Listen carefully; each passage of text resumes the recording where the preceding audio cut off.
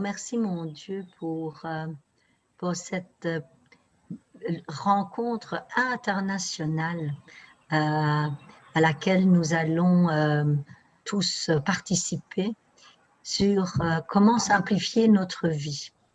Alors, merci à chacun de vous d'être présent. Merci à tous nos ajusteurs de nous assister parce que je pense que c'est vraiment un régal pour eux d'être rassemblés tous au nom de Dieu ici et de nous soutenir dans nos efforts, de trouver un moyen de débarrasser les obstacles entre nous et notre guidance divine.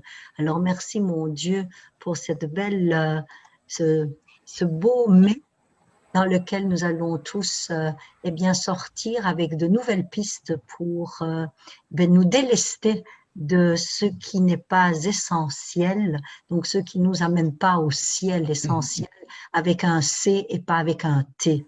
Alors, merci beaucoup de participer parce que c'est chacun avec sa participation, sa compréhension, ses expériences qui va faire évoluer les choses. Amen. Amen. Merci. Amen. Merci beaucoup, Agnès. Bon, bienvenue à cette rencontre où nous allons parler de la simplicité. On avait plusieurs titres, puis finalement, on a choisi « La simplicité nous rapproche de Dieu ». Alors, lorsqu'on commence à observer nos vies, en fait, on était supposé faire un webinaire sur la prise de décision et on s'est dit, avant de prendre des décisions, il faut simplifier notre vie. Alors, on a décidé de faire un webinaire sur ce sujet et on va vous parler un peu de la simplicité. C'est bien comment c'est défini, même dans les dictionnaires. On va parler aussi ensemble des obstacles de la simplicité, réfléchir sur ces obstacles, puis on va réaliser que la foi nous aide à ces obstacles, parce que l'action de la foi, c'est vraiment de simplifier notre vie. Et la foi est la voie vers la liberté spirituelle. Guy, alors, possiblement, oui. Guy, peux-tu répéter les différentes phases, les différentes étapes, parce que tu as été coupé presque à toutes les étapes. Ah, OK. Est-ce que vous m'entendez bien maintenant? Oui? OK. Alors, peut-être que tu peux veux-tu les répéter? Non? OK. Alors, on va parler de la simplicité aujourd'hui dans le contexte qui nous rapproche de Dieu. Alors, on va faire une courte présentation de la simplicité. Il y a d'excellentes définitions dans le dictionnaire sur la simplicité et sur la simplification. On va parler aussi à la simplicité et à réfléchir sur ces obstacles. On va dire que la foi libère parce que l'action de la foi, c'est vraiment de simplifier notre vie. La foi, c'est la voie vers la liberté spirituelle. Alors, possiblement que nous avons déjà pris cette décision dans notre vie de simplifier notre vie, ou possiblement qu'on prend toujours cette décision de simplifier notre vie.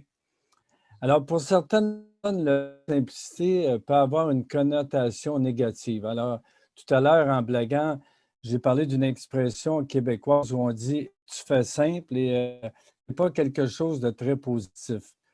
Et pour certaines personnes qui ont des vies très compliquées, la simplicité, ça peut être un peu perçu comme des gens qui sont simples, c'est des gens qui ne sont pas très intelligents ou quel que soit le jugement que l'on porte, c'est souvent quelque chose qui n'est pas nécessairement perçu de façon positive. Alors, dans le contexte de ce webinaire ici, on va nous parler seulement de l'approche positive de la simplicité. Et il y a une citation très percutante quand vous faites une recherche dans le livre du Rancière. Pour ceux qui ne sont pas là, ce n'est pas grave, je vais la lire. Mais Jacques Alphée, c'était un des deux jumeaux, il aimait particulièrement Dieu à cause de la simplicité du maître. Alors, c'est assez impressionnant qu'un homme qui est devenu parfait, qui est un fils de Dieu, de dire qu'il était simple et qu'il a vécu simplement. Alors, c'est toute une inspiration pour...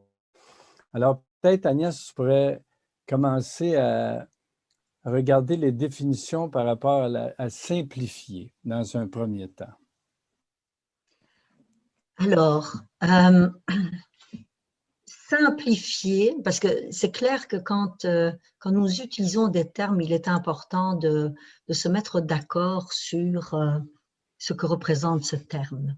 Alors, en tout cas, moi, c'est vraiment un processus interne qui est là, bien présent depuis quelque temps. C'est de me simplifier les choses en désencombrant, en fait. Alors, la simplicité, c'est ce qu'on a trouvé, c'est rendre plus simple, moins composé, moins compliqué et moins fatigant.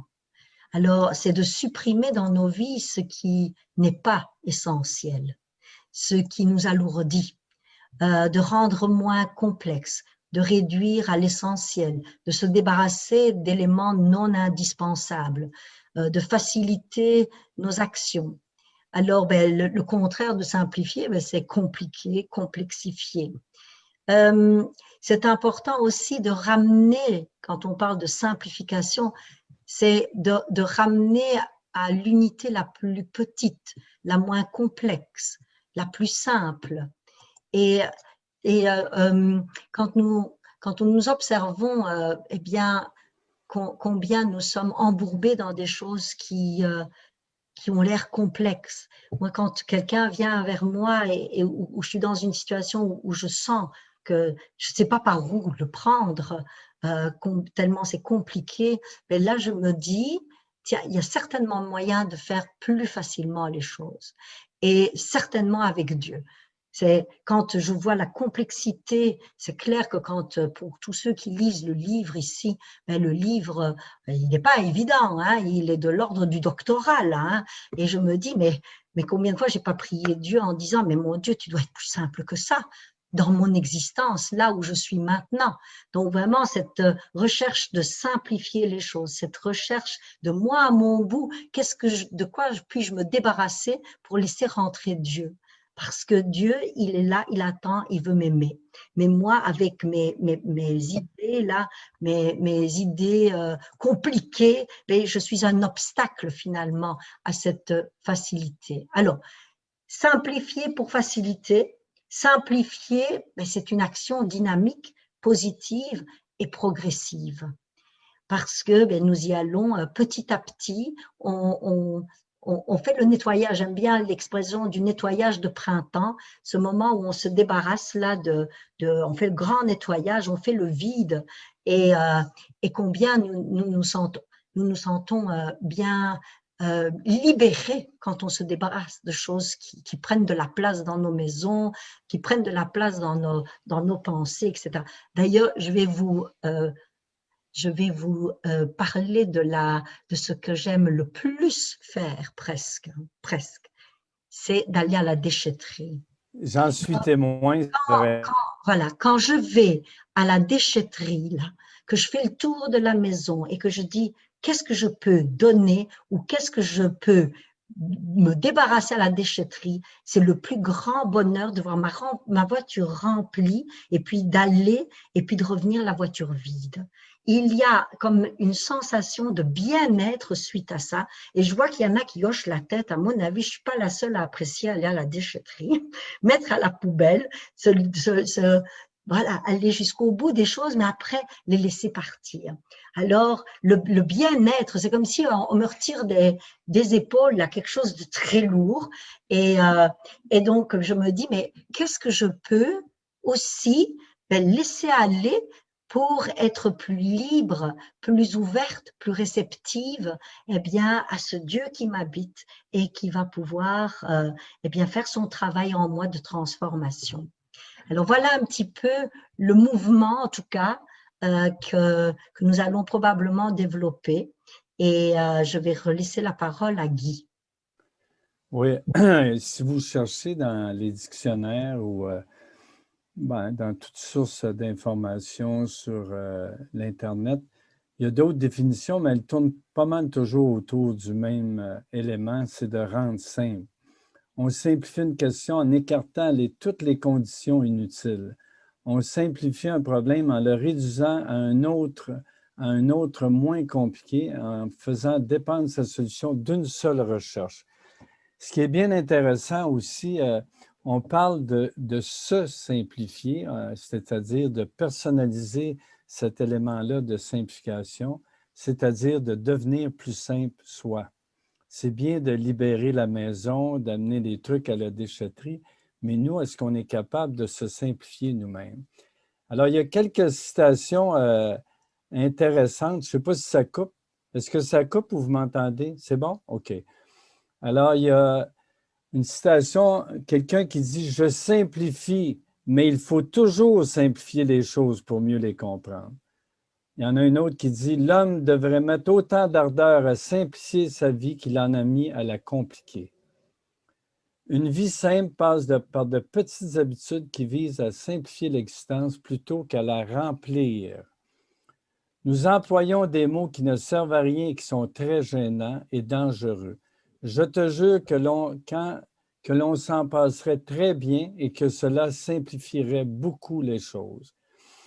Aussi, on a regardé le mot simplification. Agnès y a touché un peu. L'action de ramener à l'unité la plus petite, la moins complexe, la plus simple, ou le résultat de cette simplification. Action d'enlever de la complexité, de réduire les difficultés en donnant plus de cohérence à un ensemble. On sait en lisant la Révélation que la vérité est cohérente. C'est intéressant. D'ailleurs, il y a une citation de la Motta Moroncel qui dit que l'argumentation nécessaire pour défendre une vérité est Proportionnel.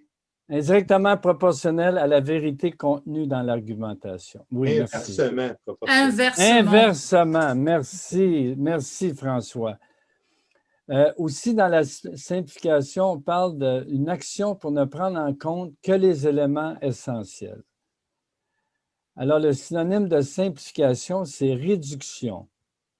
Simplification, dans le travail, on parle beaucoup de la simplification du travail, c'est-à-dire un état d'esprit, un ensemble de principes et de règles qui sont à la base de la recherche systématique de la meilleure façon de faire.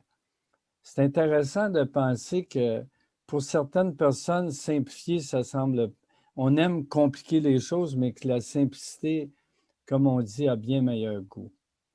Alors, sommes-nous simplifiables? Sommes-nous susceptibles d'être simplifiés? Alors, en résumé, la simplification ou simplifier, c'est pour faciliter. Et comme Agnès l'a dit tout à l'heure, c'est une action dynamique, positive et progressive. D'ailleurs, on parle de la beauté intérieure dans la révélation et ça se reflète bien dans la simplicité. Et la simplicité peut donner plus de cohérence à l'ensemble et on sait que la vérité est toujours cohérente. La simplicité est la propriété d'un domaine qui requiert très peu d'informations pour être correctement décrit. Intéressant. Une autre citation ici dit « La théorie la plus simple est souvent la plus vraie ». Les Quakers, je ne sais pas si vous connaissez, mais ils pratiquent la simplicité.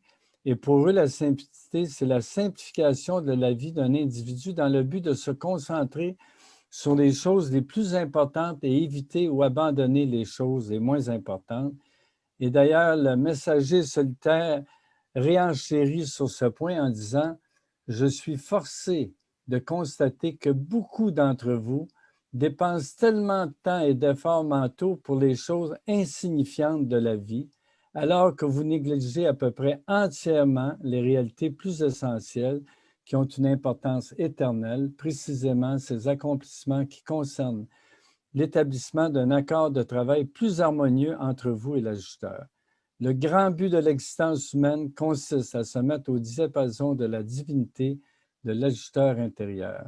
Le grand accomplissement de la vie de mortel est d'arriver à se consacrer vraiment et intelligemment au but éternel de l'Esprit divin qui attend et travaille dans votre mental.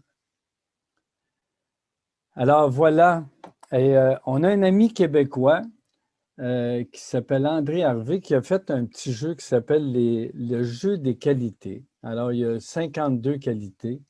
Il m'a expliqué qu'il avait fait ça à une soirée quand il était en vacances. Et il y a une carte qui est la simplicité. Alors, je vous lis le contenu de cette carte. Je simplifie au fur et à mesure tout ce que j'apprends comme tout ce que j'ai appris. Même si on essaie de me faire croire que la vie est compliquée, Je la vois de plus en plus simple et agréable. Je me nourris de sagesse de toutes petites choses de la vie et je cesse d'analyser tout à outrance. Je simplifie tout, mes méthodes, mes rituels, mes habitudes, mes techniques, etc. Je suis simplement bien en tout. Alors, voilà. Alors, comment passer de la complexité à la simplicité et qu'est-ce qui fait obstacle à la simplicité? Alors, vous avez la parole. C'est une question lancée à tous. Qu'est-ce qui fait obstacle, selon vous, à la simplicité qui rend nos vies passablement compliquées quelquefois? Vas-y, Sabine. Pour ma part, je pense que la complexité vient du mental. Je pense que nous nous compliquons la vie parce que c'est pas aéré dans notre tête, c'est justement alourdi dans notre tête. On a beaucoup de choses. C'est mentalement que les choses sont compliquées. Ça tient souvent qu'à nous de les voir, de se simplifier la vie, mais déjà dans le mental. Tout à l'heure, tu faisais une analogie avec la maison, avec le rangement. J'ai eu une petite, comment dire, pas une formation, mais je me suis intéressée à l'énergétique, etc. Et pour ce qui concerne le feng shui, par exemple, dans un lieu, dans une maison, on dit qu'une des choses très importantes est de justement d'aérer enfin d'aérer, de ranger régulièrement. Il faut vider ses placards, il faut faire le tri, il faut mettre de l'ordre dans les choses. Et quand on fait ainsi dans sa maison, on le fait également dans son esprit, dans son mental. Et ça se ressent. C'est vrai que quand on fait ce tri-là dont tu parlais tout à l'heure, il me semble que on respire mieux, c'est plus léger dans notre tête, etc. Mais je crois que pour les situations de la vie aussi, c'est ça. Dans le mental, on se complique les choses et je crois que c'est aussi par la peur. La peur nous saisit et tout devient embrouillé, tout devient peut-être compliqué. Alors que si on laisse la confiance nous gagner, si on se pose 5 minutes, si effectivement peut-être aussi on se réfère au maître, à Michael, on se dit, ben, il ne se serait pas affolé dans une situation pareille. Il aurait pris les choses beaucoup plus simplement, avec beaucoup plus de confiance, et tout s'apaise. Et après, on a l'impression que c'est plus fluide. Donc pour moi, je pense que la première des complexités, et peut-être que l'obstacle à cette simplification, c'est avant tout notre mental, il me semble. Oui, merci. On va aborder ça tout à l'heure, les pensées compulsives, les idées à propos du passé qu'on traîne avec nous constamment. Alors, est-ce qu'il y a quelqu'un qui aimerait partager? Oui, Éric. Éric. Allô, groupe. Peut-être un petit peu dans le même ordre de ce que Sabine a dit, en mes mots, en moi. Pour ceux-là qui me connaissent, vous en avez déjà entendu parler, mais il y a quelques années, on parlait de bien ranger les choses, d'avoir un environnement aéré. Mentalement, j'ai compris à un moment donné que c'est la même chose dans mon mental. Et il y a 2-3 ans, je me suis créé une liste que j'ai appelée liste de pensées désuètes. Donc, toutes les pensées dans mon mental, souvent qui provenaient de plusieurs années, souvent de l'enfance, des choses que je pouvais me sentir coupable d'avoir faites ou de ne pas avoir faites, et ainsi de suite, des jugements de valeur, et ainsi de suite. J'ai pris note de toutes ces pensées-là qui étaient récurrentes dans mon mental et qui occupaient de l'espace dans mon mental, qui occupaient de la place. Et en les mettant sur papier et en les relisant régulièrement, au jour le jour, quand ces pensées-là remontaient, comme habituellement, naturellement, je les reconnaissais parce qu'ils étaient dans ma liste de pensées désuètes et je les rejetais, je les tassais. Et avec le temps, et quand même assez rapidement, en relisant ma liste, je pouvais remarquer que telle pensée désuète n'était plus là dans mon mental et je pouvais la biffer. Et lentement, comme ça, j'ai fait un ménage qui est toujours en cours d'ailleurs. Mais disons qu'il y a beaucoup moins de pensées désuètes qu'il y en avait et ce ménage-là qui est accessible, qui est pratique, qui est, en guillemets, simple à faire. Ça a créé de l'espace dans mon mental pour des pensées supérieures que je peux accueillir. Puis l'ajusteur peut venir, j'ai comme laissé de la place en Dieu, en moi, en créant de l'espace. Alors voilà. Merci, merci. C'est très bien. Merci, Eric. Simplifier pour créer de l'espace. Oui, vas-y, Agnès. Non, non, je me remercie Eric pour son partage. Oui. Oui, Guy Guy. a levé la main. Oui, bonjour tout le monde. Bonjour, Guy. Ouais, OK. Au niveau de la complexité, ben moi, je crois que c'est parce qu'on mélange le rêve à la réalité. Dans nos vies, on se fait des beaux scénarios de vie, là, de beaux maison, mariage, toute la quête. On s'aperçoit que la réalité, c'est on pense que rien ne va changer extérieurement, mais c'est tout le contraire. C'est à l'intérieur qu'on peut stabiliser, puis ça, ben, c'est en trouvant, c'est de l'ignorance, c'est de l'ignorance de la vie. On vit dans le matériel, c'est normal. Nous autres, notre bonheur, on voit qu'on pense que c'est au niveau de du matériel, les enfants, une femme, une auto, quoi que ce soit. Là, à un moment donné, quand on perd un petit peu de ces choses-là, c'est là que ça nous amène à réfléchir, c'est quoi le vrai bonheur. Là, on se s'unit à Dieu, on apprend à le connaître. Là, lui nous enseigne là, la vraie réalité. Quand on dit, là, intérieurement, c'est comme le petit canard qui pédale. Intérieurement, on est stable, mais à l'extérieur, aujourd'hui, quand tu trouves Dieu, tu apprends à le connaître. Il n'y a plus rien qui te dérange. Tu sais que tout va changer. Aujourd'hui, c'est le même. Demain, on ne sait pas. Mais toi, à l'intérieurement, tu sais. Avec tout ce que tu as appris, puis surtout avec tout ce que l'éducation nous montre, quoi que ce soit, là, on s'aperçoit que là, l'équilibre est là. C'est pour ça que c'est moins compliqué. Là, ta vie est moins compliquée parce que tu comprends un peu plus les choses, comment ça fonctionne dans la vie. Moi, c'est un petit peu cette façon-là qu'aujourd'hui, c'est pas mal moins compliqué que ça l'était. C'est ce que j'avais à partager. Merci. Merci, Guy. Merci, Guy. Tu me fais penser, je vais revenir à mes poubelles, hein, mais tu me fais penser au tri. On nous demande de faire des tris. Le plastique, on nous demande les déchets alimentaires et puis les choses qu'on ne sait pas recycler. Eh bien, c'est un peu cette attitude-là que moi, je sais que j'ai dans ma pensée, dans mes façons de faire. Tu parlais de la matière. Combien la matière, je la trouvais difficile, mais c'est l'attitude que j'avais face à la matière qui me mettait cette difficulté et ce côté complexe des choses. Parce que la matière, elle est ce qu'elle est, mais comment moi, je me positionnais face à cette matière que je n'arrive pas à maîtriser, que je n'arrive pas à réparer quand elle se dégrade, etc. Ça, c'était complexe et lourd pour moi. Donc, ça a été une étape, c'est de me libérer de cette pensée que je dois tout pouvoir gérer. Et en me libérant de ça, je me suis libérée aussi de la négativité avec laquelle je rentrais en relation avec les affaires matérielles. Donc, merci pour ton partage, Guy. Oui, c'est un changement d'attitude. Merci, Agnès. Jean. Oui, ben moi, il me semble que le mouvement, quand on essaye de complexifier, le mouvement de la pensée va vers l'extérieur. On ajoute des choses, on multiplie, on s'éloigne de soi. Lorsqu'on simplifie, c'est plus convergent.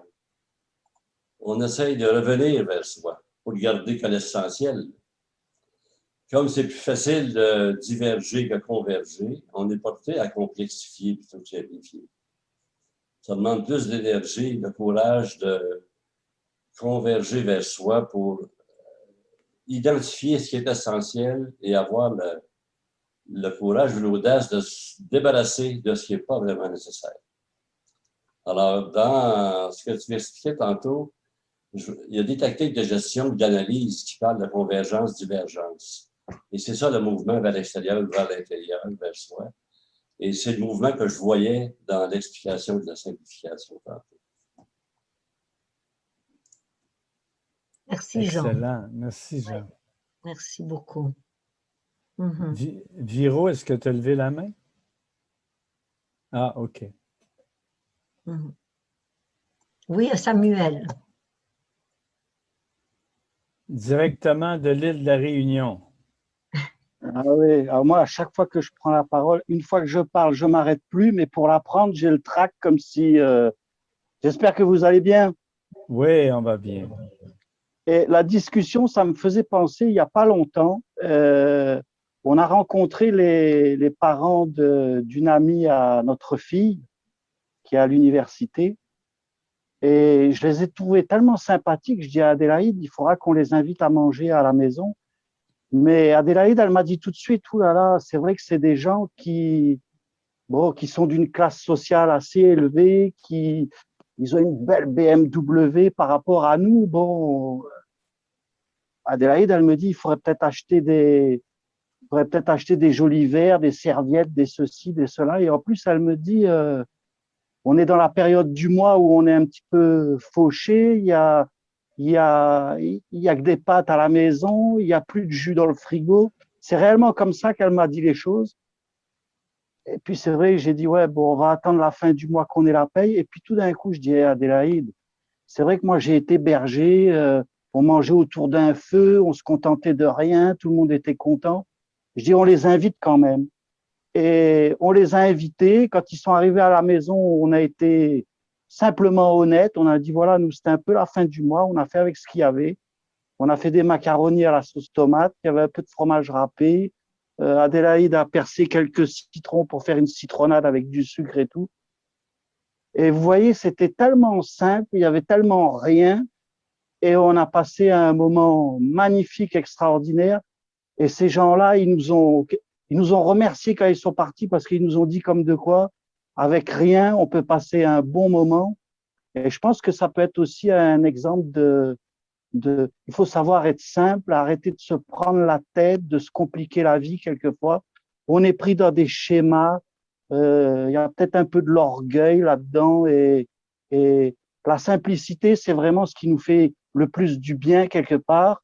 Et quand on n'est pas simple dans les rapports avec les autres, et on passe à côté de très belles occasions, je pense, de très bons moments qu'on pourrait passer ensemble. Et c'est comme je vois des fois certaines personnes ici à La Réunion et, qui font des crédits pour faire des mariages, alors que quand j'étais petit à l'île de La Réunion, on faisait les mariages sous des bâches bleues. On appelle ça des balles à poussière, dans de la terre battue. Et tout était fait simplement. Et c'était sans doute plus convivial et plus joyeux que ces mariages où tout est flambant, tout est...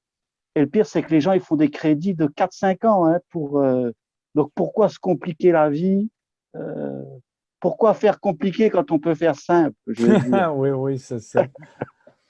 Alors, Ouais. après, ce sera Sabine Nagui. Oui, ben, c'est super, Samuel. Tu as amené un point important. Comment simplifier les relations? Alors, des fois, les relations, même un simple souper peut devenir très compliqué, puis il n'y a pas beaucoup de contact personnel finalement. Merci pour ton témoignage, c'est excellent. Sabine. Oui, je reviens sur le témoignage de Samuel. Coucou Samuel. Effectivement, ça m'est venu à l'esprit, simplicité égale sincérité et vérité. Parce qu'il nous a parlé de sa rencontre avec les gens en décidant d'être simple. Donc, ça voulait dire être lui-même, être authentique, être vrai. C'était pas la simplicité seulement dans les moyens mis pour ce repas, mais c'était l'honnêteté de de son cœur et puis surtout la sincérité. Voilà, donc c'est ça, je trouve, qui nous manque aussi beaucoup.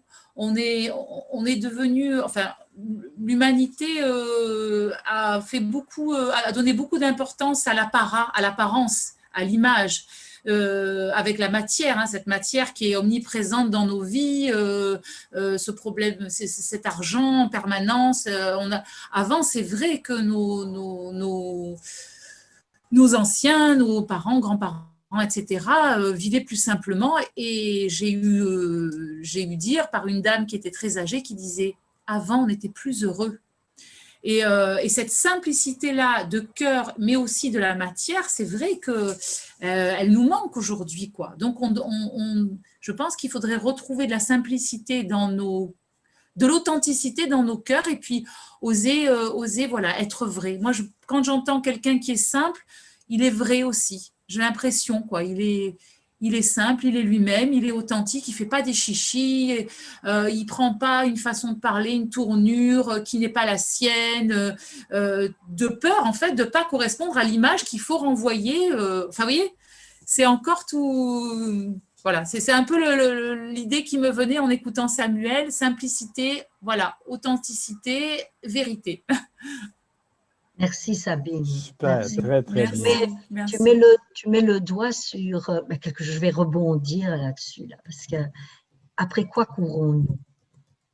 Après quoi courons-nous? Qu'est-ce qui nous fait courir? Et tu as parlé justement de cette image qu'on veut faire montrer à l'extérieur de nous. Et cette image nous fait courir et cette image nous fait trébucher.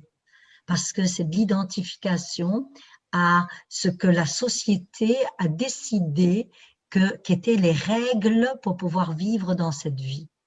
Mais quand nous nous tournons vers Dieu et quand nous voulons nous identifier à Dieu, eh bien, moi, en tout cas, dans mon cheminement, j'ai commencé à décomplexifier ma vie.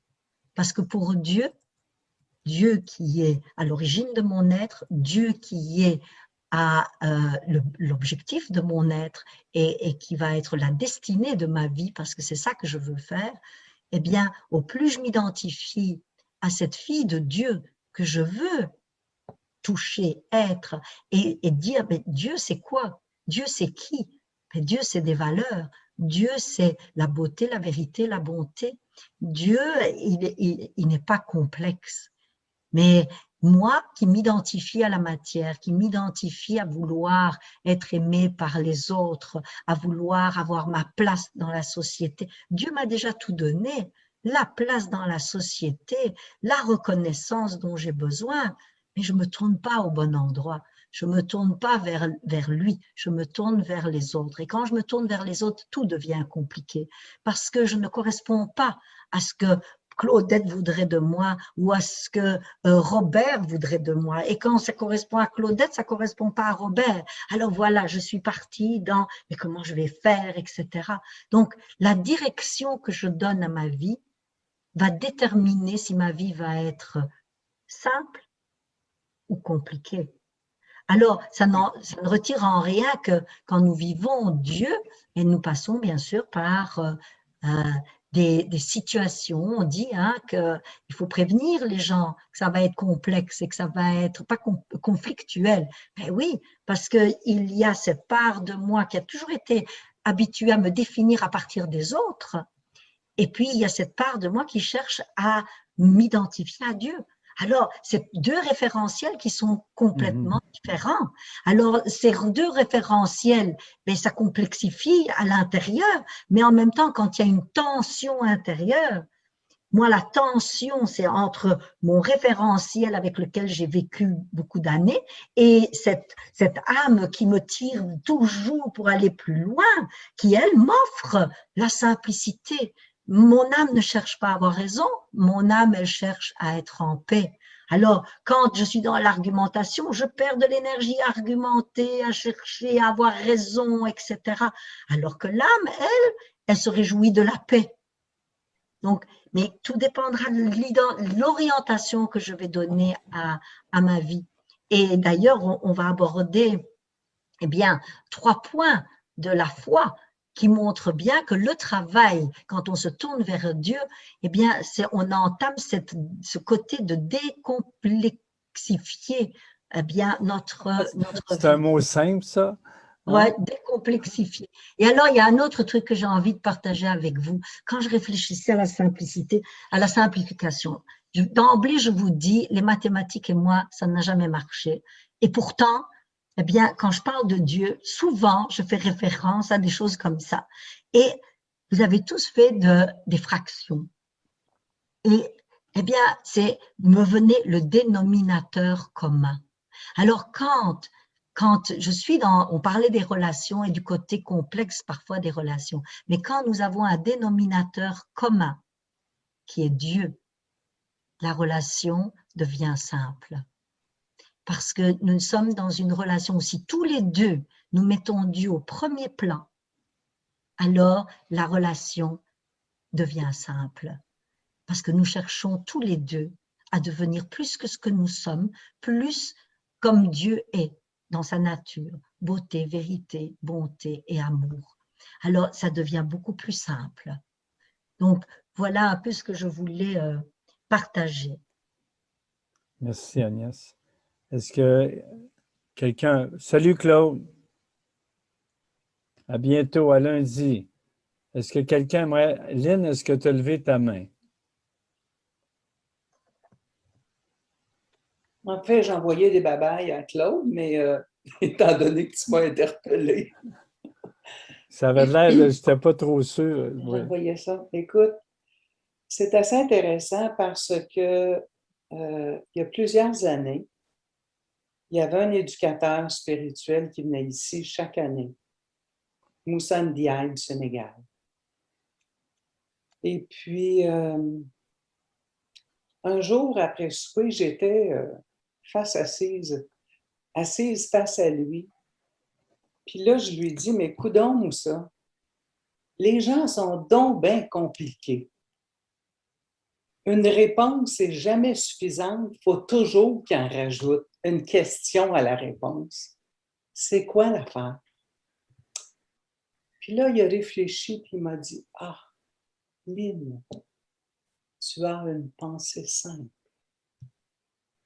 Et puis, pour moi, écoute, j'étais, comme vous me connaissez, je suis une simple fille et tout est fait en simplicité avec moi. Je me suis dit, ben, coudonc, c'est-tu un compliment qu'il me fait ou... Parce que là, je me suis dit, il dit-tu que je ne suis une simple d'esprit? Après ça, j'ai réfléchi, je dis, ben non, il m'a dit que j'étais simple. Alors, je sais que c'est vraiment pas drôle pour quelqu'un qui est intellectuellement pris dans son mental, comme Sabine disait plus tôt. C'est vraiment pas drôle parce que moi, pour moi, c'est simple. C'est tellement simple tout ça. La vie, elle est simple. C'est les gens qui la compliquent. Mais ça, c'est ma perception à moi. Puis je dis à Dieu, merci mon Dieu pour ça. Parce que c'est facile pour moi.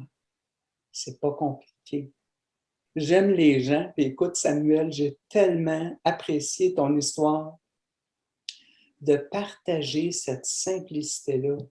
Un macaroni aux tomates avec du fromage. C'est bon. Merci, merci. Écoute, c'est vraiment, mais c'est une belle leçon pour nous, là, vraiment. On n'a pas à se compliquer la vie, là. Si on veut recevoir des amis, mais c'est sûr que là, on ne peut pas en recevoir, puis ça fait comme 14 mois, 15 mois, là, qu'il n'y a pas personne qui vient manger chez nous autour de notre table. Ça me manque beaucoup. Mais j'ai très hâte de tous vous revoir. En tout cas, nos frères québécois ici et nos sœurs québécoises.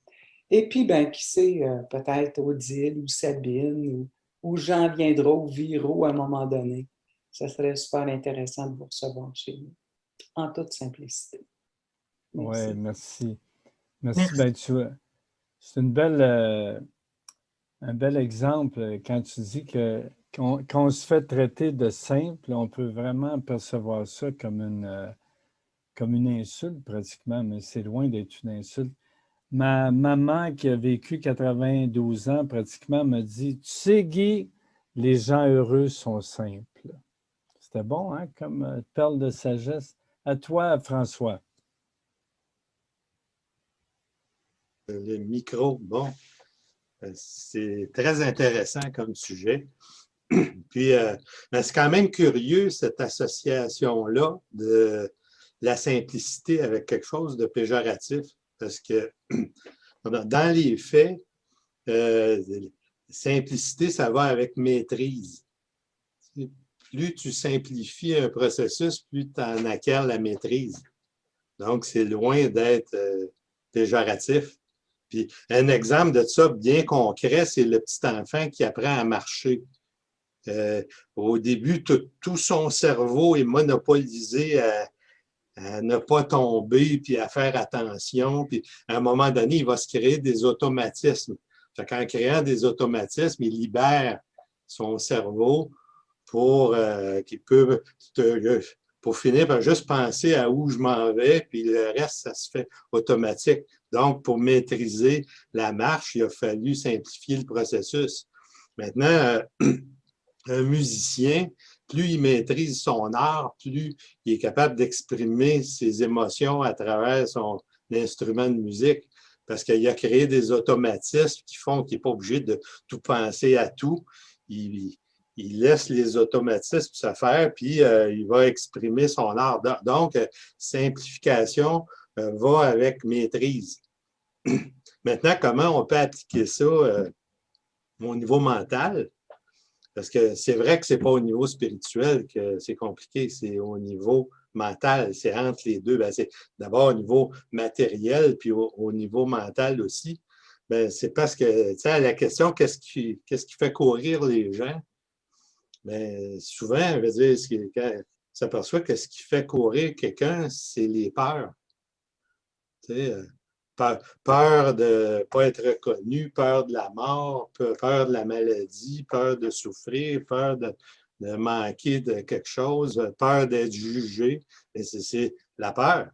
Tu sais, puis à ce moment-là, ben, c'est qu'un des trucs, c'est quand on trouve notre vie trop compliquée puis qu'on dit « j'arrive plus », là, ben, c'est peut-être de tourner la pièce de monnaie, parce qu'il y a deux faces à une pièce de monnaie, puis derrière la peur, il y a un désir. À ce moment-là, ben, quand au lieu d'être centré sur la peur, tu deviens centré sur le désir, ben, ça devient plus simple, parce que pour chaque désir, il y a peut-être 10 peurs différentes. Ben, donc, la peur de la maladie, ben, c'est désirer la santé. La peur de se ramasser tout seul, c'est le désir d'avoir de l'amour. Mais c'est que quand tu te centres sur ton désir, ben, tu as plus de chances d'être créatif. Puis les désirs, ça va en maturant aussi, là, à un moment donné, en prenant de la maturité. Peut-être que les premiers désirs d'un être humain sont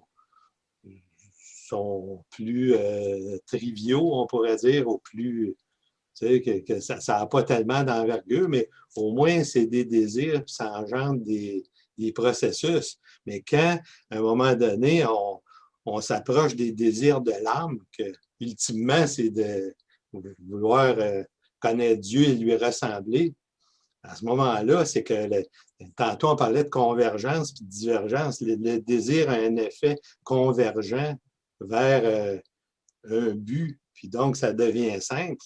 Puis la peur, ben là, ça, c'est divergent.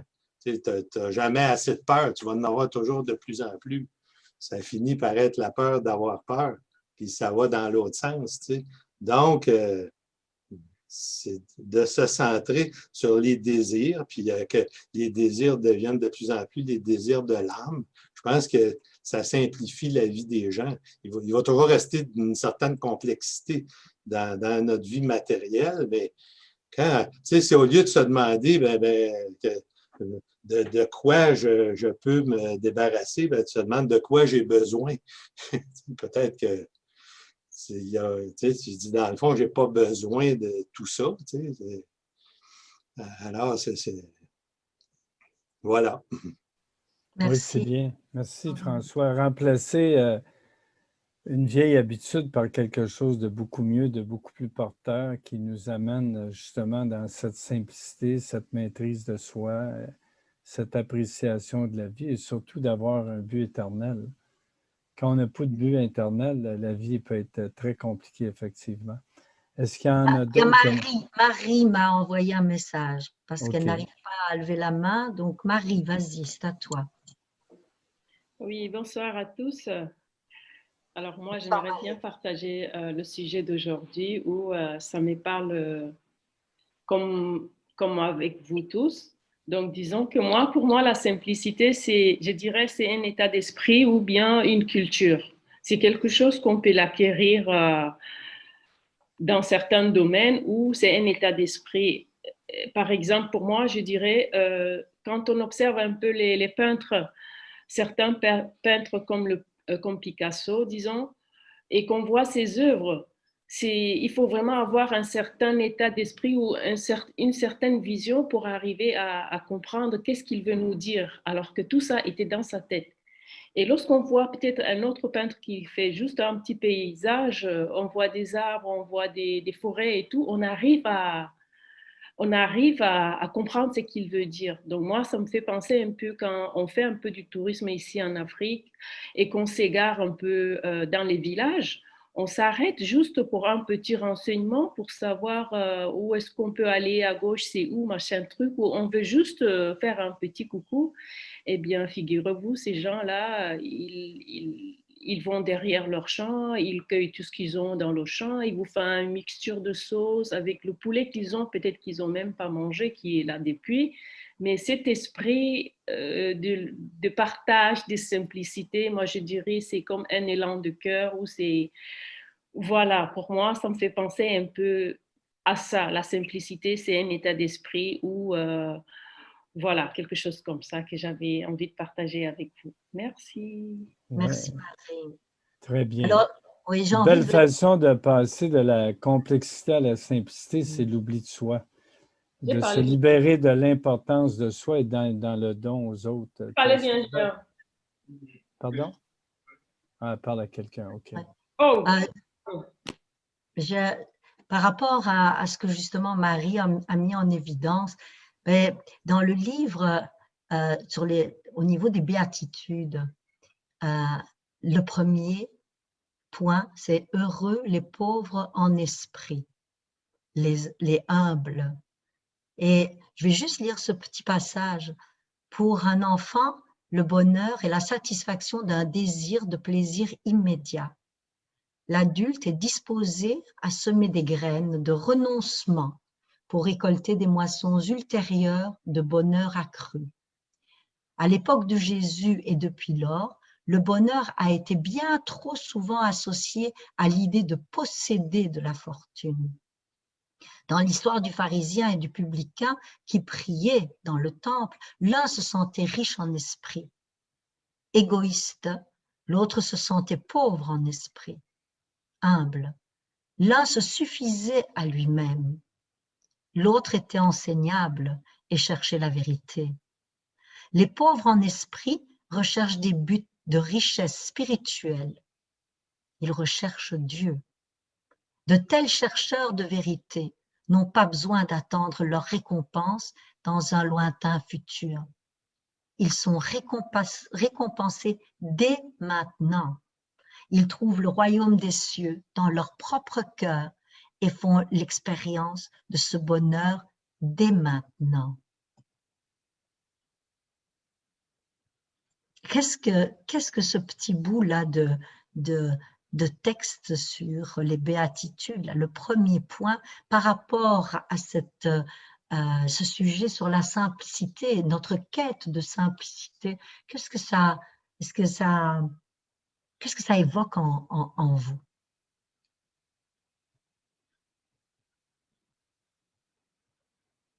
Je ne sais pas si je sais moi le partager. Ah oui, je vais peut-être le partager à l'écran pour que vous puissiez voilà, le revoir à nouveau.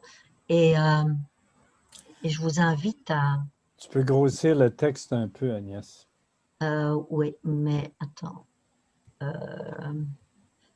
ne vois En haut pas... à droite. En haut à droite. Oui, il y a en trois haut. petits points là. Les trois petits points. Ouais. Zoom. Je cherche Zoom. Oui, voilà, merci. Voilà. C'est beau, c'est beau, c'est beau.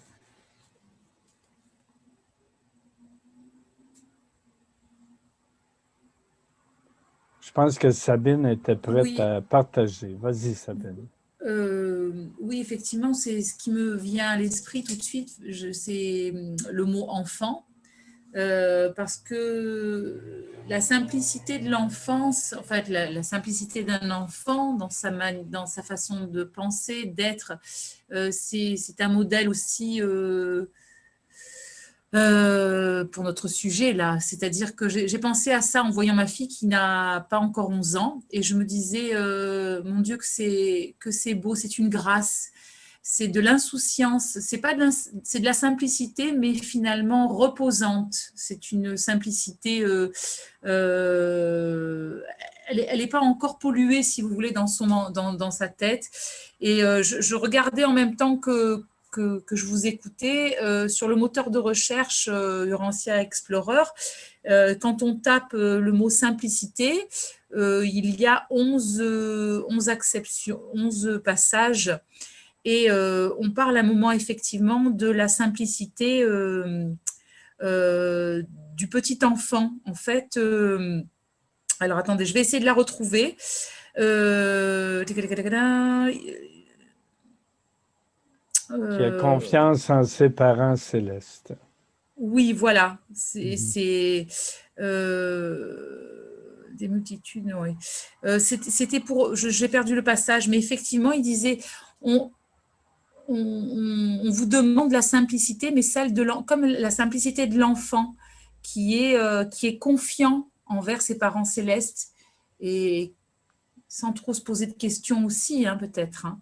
Donc, c'est pour ça, quand on voit ce passage sur les humbles d'esprit, et quand on parle des enfants tout de suite, ça me fait penser à ça, à cette simplicité qui est celle des enfants, quoi.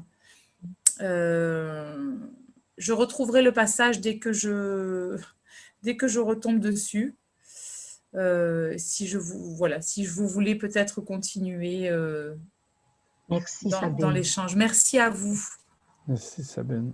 Quelqu'un d'autre souhaite, par rapport à ce passage-là et la simplicité, partager?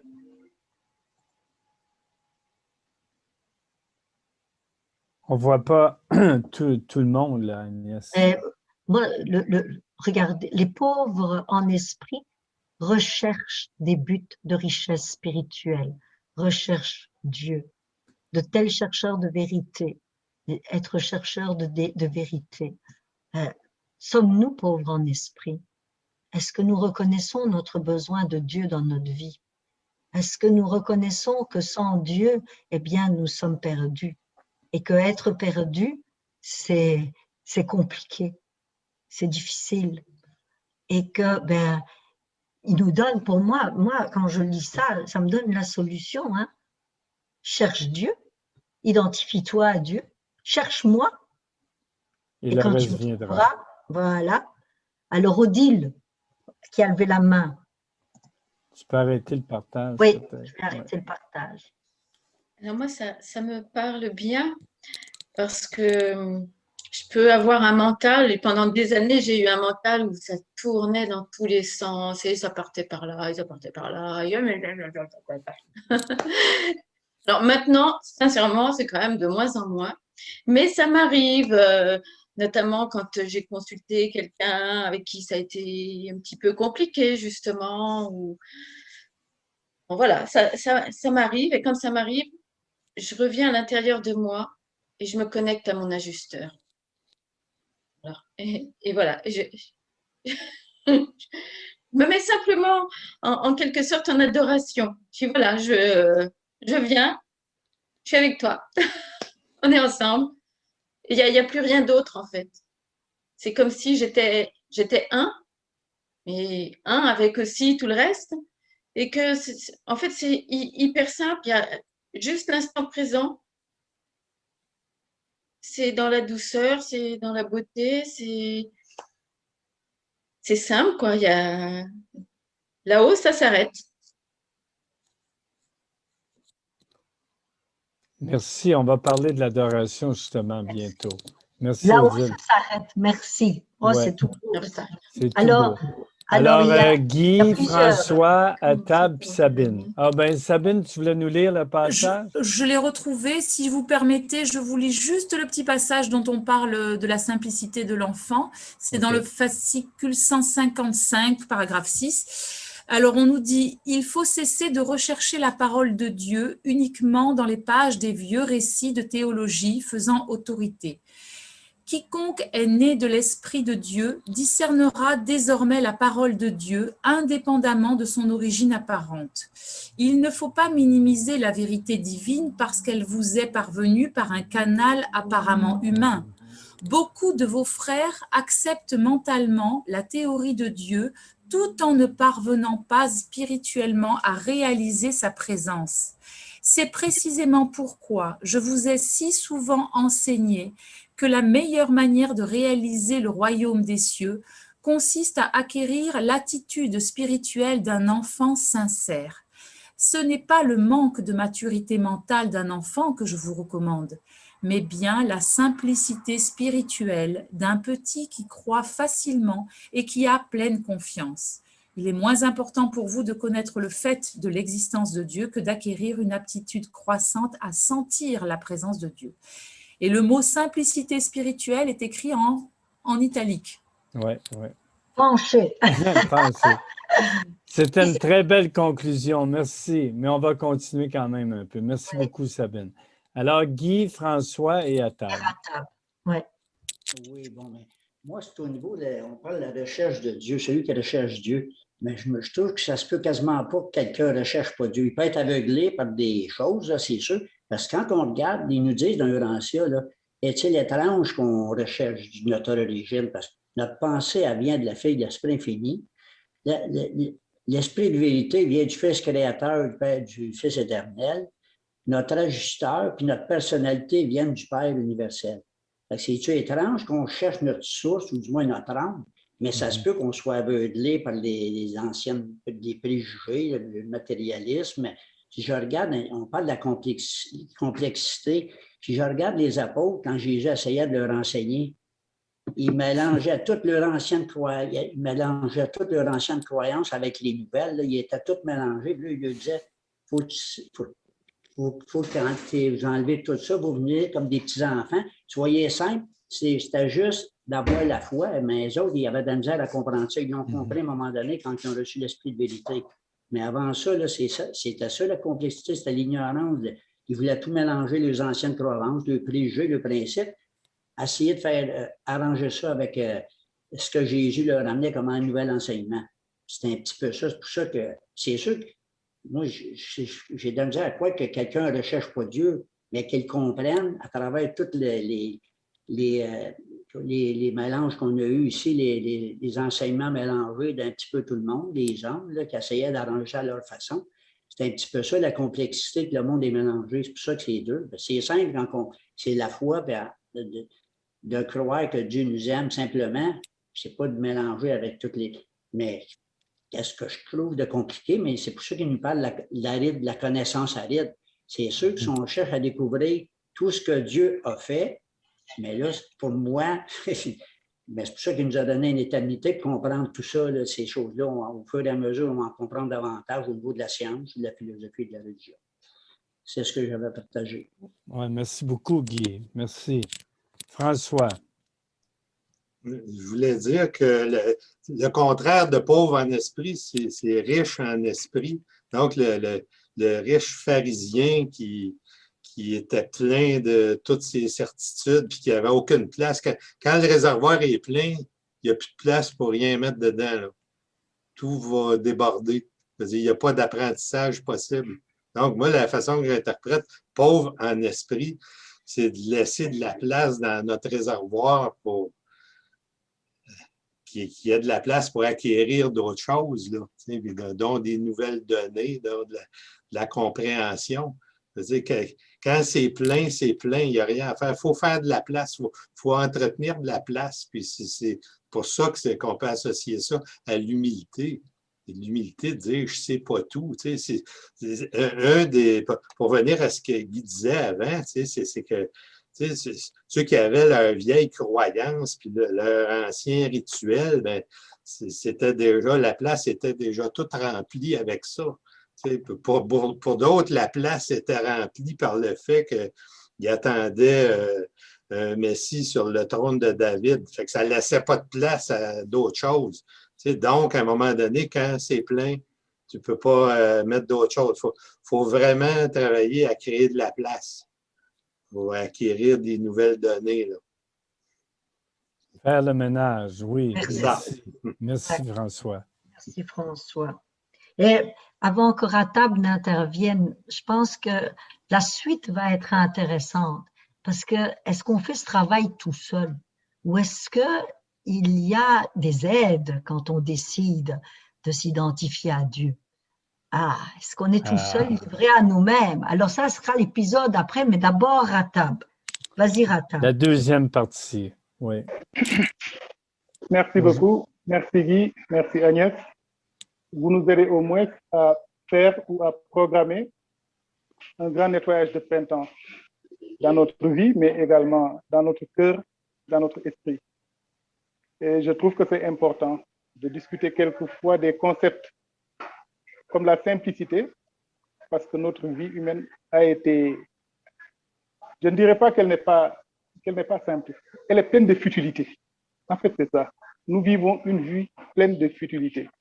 Les choses que nous faisons par rapport à notre Créateur, ce qu'il attend de nous, c'est que nous vivions des expériences, nous vivions une vie qui a des valeurs et que ces valeurs aient une possibilité d'être transférées au niveau morantiel, des valeurs qui puissent faire intervenir l'ajusteur. Mais comme nous le voyons, la vie humaine telle que nous la vivons actuellement sur Terre, elle est extrêmement matérialiste et ce n'est pas aussi tout à fait de notre fait. Il y a l'histoire de la planète qui nous a complètement désaxés. Si nous avions commencé et si nous avions reçu correctement les enseignements depuis le temps du prince planétaire, et si Adam n'avait pas échoué, personne aujourd'hui, on ne parlerait de la vie matérielle, de la vie matérialiste que d'un fait de fiction. Ce serait un fait de fiction, tellement les êtres seraient centrés sur des choses essentielles dans leur vie, qui ne seraient pas nécessairement plus simples, mais elles seraient pleines et entières et consacrées à des choses qui ont beaucoup plus de valeur et en relation avec Dieu. Vous savez, je ne pense pas que les êtres célestes qui nous entourent, qui nous aident, vivent une vie, entre guillemets, simple. Leur vie est pleine d'actions, pleine de rebondissements, pleine de réflexions profondes dans des états de changement où ils doivent se déterminer, etc. Mais c'est que c'est des vies qui ont une signification pleine et entière. C'est des vies qui ont des valeurs. Chaque acte qu'ils font a une contrepartie, une valeur divine, qui en contrepartie peut faire partie de leur croissance spirituelle. Je crois qu'en fait, parlant de Dieu, Dieu est la complexité à l'infini. Dieu est la complexité à l'infini. Ce qu'il est en réalité en tant que Dieu le Père, en tant que concept du je suis, mais personne, aucune créature ne peut le comprendre. C'est ce qu'il est en train de nous faire découvrir, de nous faire comprendre à tous les niveaux et à toutes les créatures. Et comment il le fait, c'est qu'il nous crée. Il met tous les éléments en place, c'est lui qui fait tout le travail. Qu'est-ce qu'il nous laisse? C'est l'usage. C'est simplement l'usage. Un bébé qui vient de naître est d'une complexité infinie. La science est en train de travailler là-dessus depuis combien de siècles et jusqu'à présent, ils n'ont pas trouvé. Chaque année, ils s'émerveillent. Ah là là, il fait ceci. Il y a des micro-éléments qui fonctionnent là. Il y a des cellules, etc. On en découvre toujours. Et pourtant, le bébé, il naît. Il n'a aucune connaissance ni de la vie, ni de la réalité, ni de ce qui le compose, encore moins des sciences. Mais il a l'usage de son être. C'est ça que Dieu a fait. Il est passé de la complexité à la simplicité en mettant à notre volonté directement l'usage de tout cela. Et quand on en vient aux béatitudes dont vous parliez, quand l'être humain vraiment s'engage dans la voie de l'amour, c'est-à-dire dans la voie du service divin tel que Dieu l'attend de nous et tel que nous aurions dû l'avoir par éducation, en ce moment, l'être humain, toujours au niveau de l'usage, est en mesure de faire fonctionner des réalités d'une complexité inimaginable. Parce que l'homme, effectivement, coordonne et fait fonctionner des réalités telles que l'ajusteur de pensée, l'esprit de vérité, l'esprit de sanctification, emploie tous les maîtres circuits du cosmos mais c'est Dieu dans sa totalité presque. Et il les fait fonctionner à travers des expériences très simples de la vie, de relations avec les autres. Quand nous vivons l'amour sincère, quand on se débarrasse de tout ce qui est effectivement les oripeaux du matérialisme, et que nous vivons sincèrement et humainement, alors nous vivons avec Dieu et nous vivons ces vérités, ces réalités, et nous pouvons le faire très simplement parce que c'est Dieu en ce moment qui nous épaule. Dans toute l'expérience que nous vivons, toute expérience spirituelle bien vécue, c'est Dieu qui fait l'essentiel du travail. Nous prenons la décision, le choix, nous l'engageons, mais c'est Dieu qui fait l'essentiel du travail. Et en plus, il y a un bénéfice supplémentaire, il nous élève graduellement au niveau d'une plus grande perfection de notre personnalité, d'une plus grande adaptation de notre personnalité à vivre et à relationner avec Dieu. Donc, je crois que la simplicité, nous ne sommes pas simples, ça c'est vu, mais c'est issu également de cette époque extrêmement matérialiste et nous devons nous rendre compte, surtout à nous qui avons bénéficié de cette révélation, qu'il faut arriver à vivre le service divin, il faut arriver à vivre avec Dieu, il faut vivre l'amour. Et l'amour nous pousse à vivre de manière extrêmement simple parce qu'on n'est plus tenu de nous comparer à des niveaux de standing qui sont vraiment déphasés. Ça n'a pas de sens. Quand on voit ce genre de comportement, on se dit que ça n'a pas de sens, ça ne crée aucune valeur, ça ne crée rien qui soit perfectible ou à mon niveau. Alors, je crois que nous gagnerons beaucoup à faire cela, à vivre de manière moins futile et à nous centrer sur l'essentiel de la vie, tel que Dieu l'attend de nous, c'est-à-dire vivre avec lui tous les instants de notre vie humaine et notre relation avec les autres. Vivre l'amour en fait. Merci beaucoup donc pour cette préparation à ce grand nettoyage de printemps, Agnès. Merci. La décicatrice, Agnès. Merci, Ratab. Merci, Oui. Ratab. Oui. Alors, avant de passer peut-être à la suite du programme, si Jean-François qui est parmi nous, as-tu envie de partager quelque chose là?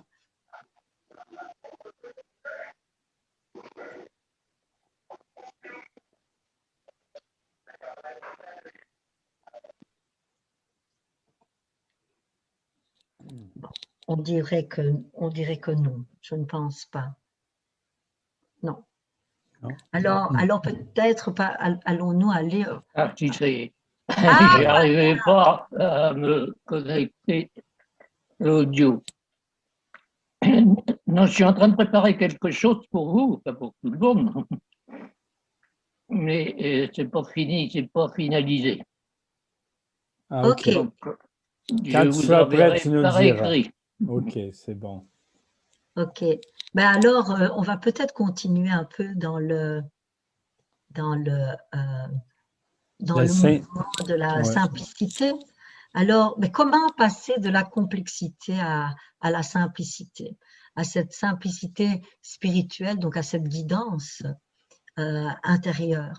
Alors, ben, les enseignements de Jésus, ben, c'est simple. Dieu est notre Père, la paternité de Dieu. Nous sommes tous frères, la fraternité des hommes, et le royaume des cieux est en nous, la présence de Dieu en nous, la présence de l'ajusteur. Alors, des éléments simples, et déjà prendre le temps de méditer sur ces éléments simples, parce que c'est simple, les mots sont simples, les concepts avec notre intelligence intellectuelle, c'est simple, mais la pratique est elle aussi simple. Alors, après, ben, la volonté de Dieu. Que veut Dieu? Pourquoi est-il venu nous habiter? Qu'est-ce qu'il attend de nous? Qu'est-ce qu'il veut? Eh bien, Dieu nous a tout donné. Dieu veut nous transformer. Et Dieu, eh bien, une fois transformé, il a besoin de nous. Parce que moi, j'aime à dire que voilà, je suis le chauffeur de mon ajusteur. Et donc, le matin, je demande à mon ajusteur, OK, parce que si je ne bouge pas, il ne bouge pas. Alors, je dis, qui veux-tu qu'on rencontre? Où veux-tu qu'on aille?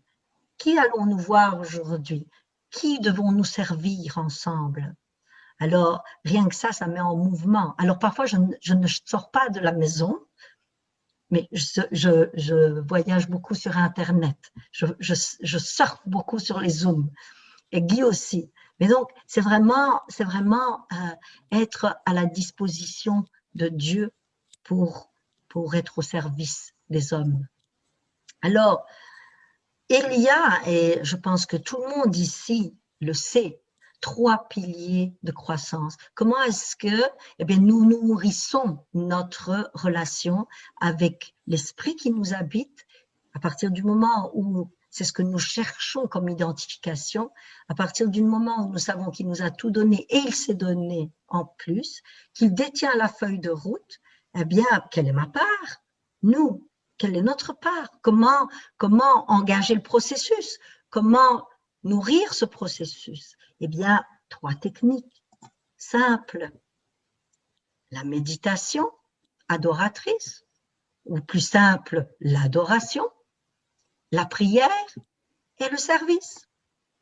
Alors, quand nous avons ces données-là, c'est de se dire, OK, adoration, prière et service, c'est simple. Mais quand on se les approprie avec l'ajusteur de pensée qui nous habite, c'est tout un travail, ça. C'est tout un travail. Et c'est ce qui nous est demandé de faire. L'enseignement de Jésus est simple. Tout le reste est simple. Mais on doit se l'approprier. On doit passer de la conception de la chose à l'expérience. Et ça demande beaucoup d'efforts, beaucoup de persévérance et de vouloir, de volonté de se rapprocher et de s'identifier à ce Dieu qui nous habite. Et alors, et nous sommes aidés. Nous sommes aidés, on n'est pas seul dans l'histoire. D'ailleurs, quand on commence le processus, il y a toute une équipe là qui est présente pour soutenir ce travail. Et nous allons aborder ce que vous connaissez. Moi, je l'appelle le moteur de recherche de Dieu. C'est la foi. Et la foi, qu'est-ce qu'elle fait? Eh bien, elle nous libère, n'est-ce pas ce qui est écrit dans ce livre? La foi libère l'homme. Ah bon? Elle libère l'homme de quoi? Moi, je pense que, en tout cas, quand je regarde, elle me libère de la complexité de mon existence. Parce que le premier point de la foi, je suppose que la majorité d'entre vous le connaît, mais j'aime bien celui-là parce que c'est la foi libère des entraves matérielles. Alors, j'ai toujours un petit sourire quand je lis ça parce que j'ai une amie que beaucoup d'entre vous connaissent. Quand on avait lu ça, on s'était dit, ça y est, on va être libéré de la matière. Ah non, non, c'est pas ça du tout. Mais on pensait ça au début. Quand on a commencé, là, nos débuts, là, on s'est dit, ça y est, on va être libéré de la matière. Ben non. Et ça, on ne va jamais être libéré de la matière, ça nous poursuit par la suite. Parce que si on n'a pas un corps matériel pour manifester notre relation avec l'ajusteur de pensée qui est en nous, à quoi ça sert? Donc non, on n'est pas libéré de ça. Mais je vous invite à y réfléchir. Et peut-être qu'on peut peut-être réfléchir tout de suite, puisqu'on parlait de la matière justement tout à l'heure, comment elle était lourde. Notre rapport à la matière est lourd. Alors, quand on nous dit que la foi libère l'homme des entraves matérielles, dans votre expérience personnelle, qu'est-ce que ça veut dire? Est-ce que vous le voyez comme ça? Est-ce que vous avez vu une évolution là-dedans ou pas? Alors, je vous lance la question là. Hein. Je ne suis pas allé chez Costco depuis 15 mois, Agnès. Ah oui, je pense que la foi est en train de me libérer réellement des entraves. Mais est-ce qu'elle t'a libéré du spike? Ah, voilà. Tu as touché le point. Voilà. Je suis en train de m'en libérer. Alors, Sabine, elle a levé la main. Oui, effectivement, je pense à la situation qu'on vit en ce moment, enfin que la planète vit en ce moment, et je crois que ça a mis pas mal ça a fait prendre conscience à pas mal de gens, justement, de ce que pouvait représenter la matière, le rapport à l'argent, enfin, en tout cas pour nous qui sommes privés de travail depuis 1 an.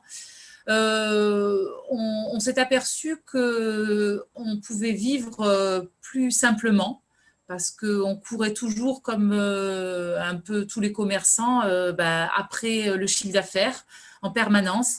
C'était une vie très stressante, avec un rythme effréné, toujours aller ouvrir le commerce, gagner de l'argent. On se faisait du souci si on perdait un dimanche à cause du mauvais temps. Enfin bref. Et puis là, c'est pas un seul dimanche qu'on a perdu, c'est toute une année. Alors, on a quand même essayé de trouver des petits boulots à droite à gauche pour combler tout le manque qu'on avait. Mais en fait, on s'est aperçu d'une chose, c'est qu'on était beaucoup plus serein. On a la chance de vivre un bel endroit avec un peu de terrain et tout, donc on est bien. Et en fait, on s'est aperçu que la vie plus simple était très, très appréciable. Et on s'est dit qu'on allait peut-être revoir un petit peu notre façon de considérer notre rapport à l'argent, au travail, etc. Donc, cette crise que la planète vit est un révélateur un petit peu. Donc, quand on demandait est-ce qu'on peut le faire tout seul, oui, c'est en nous que ça se passe. Mais il y a parfois des choses qui se passent, enfin, qui nous viennent de l'extérieur, et ça peut être des chocs, ça peut être des traumatismes dans certaines vies. Mais là, ce qu'on vit à l'échelle planétaire, c'est de se rendre compte que finalement, faut un peu lever le pied. Faire une croix sur certaines choses matérielles. Moi, je suis prête maintenant. Je suis prête à renoncer à pas mal, à avoir un petit peu moins d'argent, moins m'acheter de choses. Enfin, je veux dire, on n'était pas très dépensier, mais ça y est, maintenant, je lâche beaucoup. Et avant, j'étais comme ça. Mais moi, c'est mon mari qui vivait comme on vit maintenant. Mais on s'est aperçu, et je ne suis pas la seule, parce qu'on a parlé avec pas mal de gens qui sont dans la même profession, qui travaillent plus pareil et qui ont énormément de mal à reprendre, et qui se disent mais je suis prêt maintenant à faire une croix sur mon matériel. J'en veux plus tout ça. Avant, je courais après l'argent, je courais après ceci, cela, mais pourquoi il est où le sens de la vie, le vrai? Et on s'aperçoit qu'en fait, on est plus heureux sans courir après tout ça, quoi. On n'a plus envie. Moi, j'ai vraiment plus envie. J'ai même plus envie de voir tout ce monde, ce rythme effréné de vie.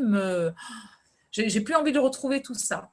Alors, voilà, c'est un petit peu le constat que je fais, et je me dis, tiens, c'est des révélateurs extérieurs. La vie nous a amenés vers quelque chose pour je pense que l'humanité est en train de prendre conscience de quelque chose au plus profond de soi. Donc, peut-être, oui, un retour à la simplicité. On ne peut plus vivre cette vie effrénée de consumérisme, de matérialisme. Ça, c'est quelque chose. On a envie de retour à la simplicité, à la nature. On a envie de prendre le temps. On s'est aperçu que le ciel était moins pollué, que les animaux reprenaient leur place dans la nature. Alors tout ça, enfin, pour ceux qui ne vivent pas forcément dans les grandes villes, je ne sais pas comment ça se passe dans les grandes villes. Mais voilà, tout ce qui se passe en ce moment, ça a fait prendre conscience de pas mal de choses, et je crois que je ne suis pas la seule à penser comme ça. Je vous remercie de m'avoir écoutée. Oui. Merci Sabine. J'ai noté quelque chose de bien intéressant. Dans la dernière année, en fait, seulement dans les peut-être 2 ou 3 derniers mois, 2 des enfants dans la famille ont de nouvelles voitures très dispendieuses, hybrides. Et c'est intéressant parce qu'avant, ça aurait été un sujet de discussion dans les soupers, et ça n'a presque eu aucun impact. Parce que j'ai même demandé au fils d'Agnès comment aimes-tu ta nouvelle voiture, puis c'était comme un détail. Étant donné que la focalisation est beaucoup plus sur la remise en question de beaucoup de façons de vivre et tout. Même son fils disait, il y a 32 ans, il dirait, je me mettrais bien à la retraite pour m'occuper de ma famille. Alors, c'est intéressant de voir tout ce qui bouge dans chacune des personnes, dans les conversations des individus. Et Atab a dit quelque chose tout à l'heure, si notre planète avait vécu son cours normal, on n'en serait plus là, on serait déjà ailleurs. D'ailleurs, il y a une citation du livre qui dit « Au cours des âges qui terminent la dispensation du prince planétaire, la société commence à revenir à des formes de vie plus simplifiées. La nature complexe d'une civilisation en progrès suit son cours et les mortels apprennent à vivre plus naturellement et plus efficacement. Et cette tendance s'accroît avec chaque époque successive. Donc, c'est dans le plan de Dieu, lorsqu'on passe par ces époques planétaires des humains, d'arriver à simplifier, à vivre d'une façon beaucoup plus naturelle et plus efficace. Je ne sais pas si vous avez vu le film La Belle Verte. C'est un excellent film parce que ça parle de ça, justement. Alors, si vous ne l'avez pas vu, c'est un film de Corinne Serrault. C'est elle qui avait fait 3 hommes et un couffin. C'est un excellent film, justement, pour réfléchir sur la simplicité. Claudette, tu avais la main levée. Oui. Ça rejoint pas mal à ce que Sabine a dit, mais moi, la simplicité, ça s'est fait quand tu perds tout.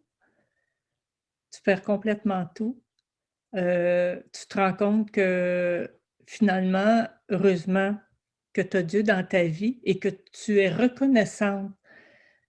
C'est surtout la reconnaissance qui a fait que je me suis refaite et que tu délaisses le surplus matériel. Parce que dans le fond, c'est toujours des surplus matériels, des surplus, et ça accapare notre pensée, ça accapare tout.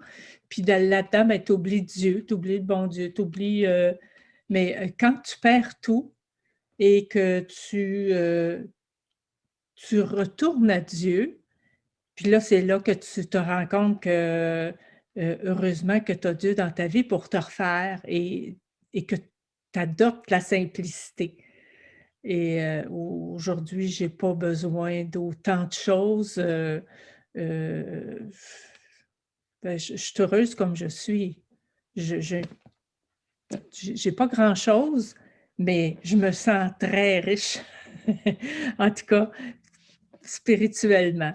Alors, je pense que la simplicité vient du fait qu'il faut être reconnaissant de ce qu'on a et puis il faut remercier Dieu de tout ce qu'il nous apporte dans la vie. Voilà.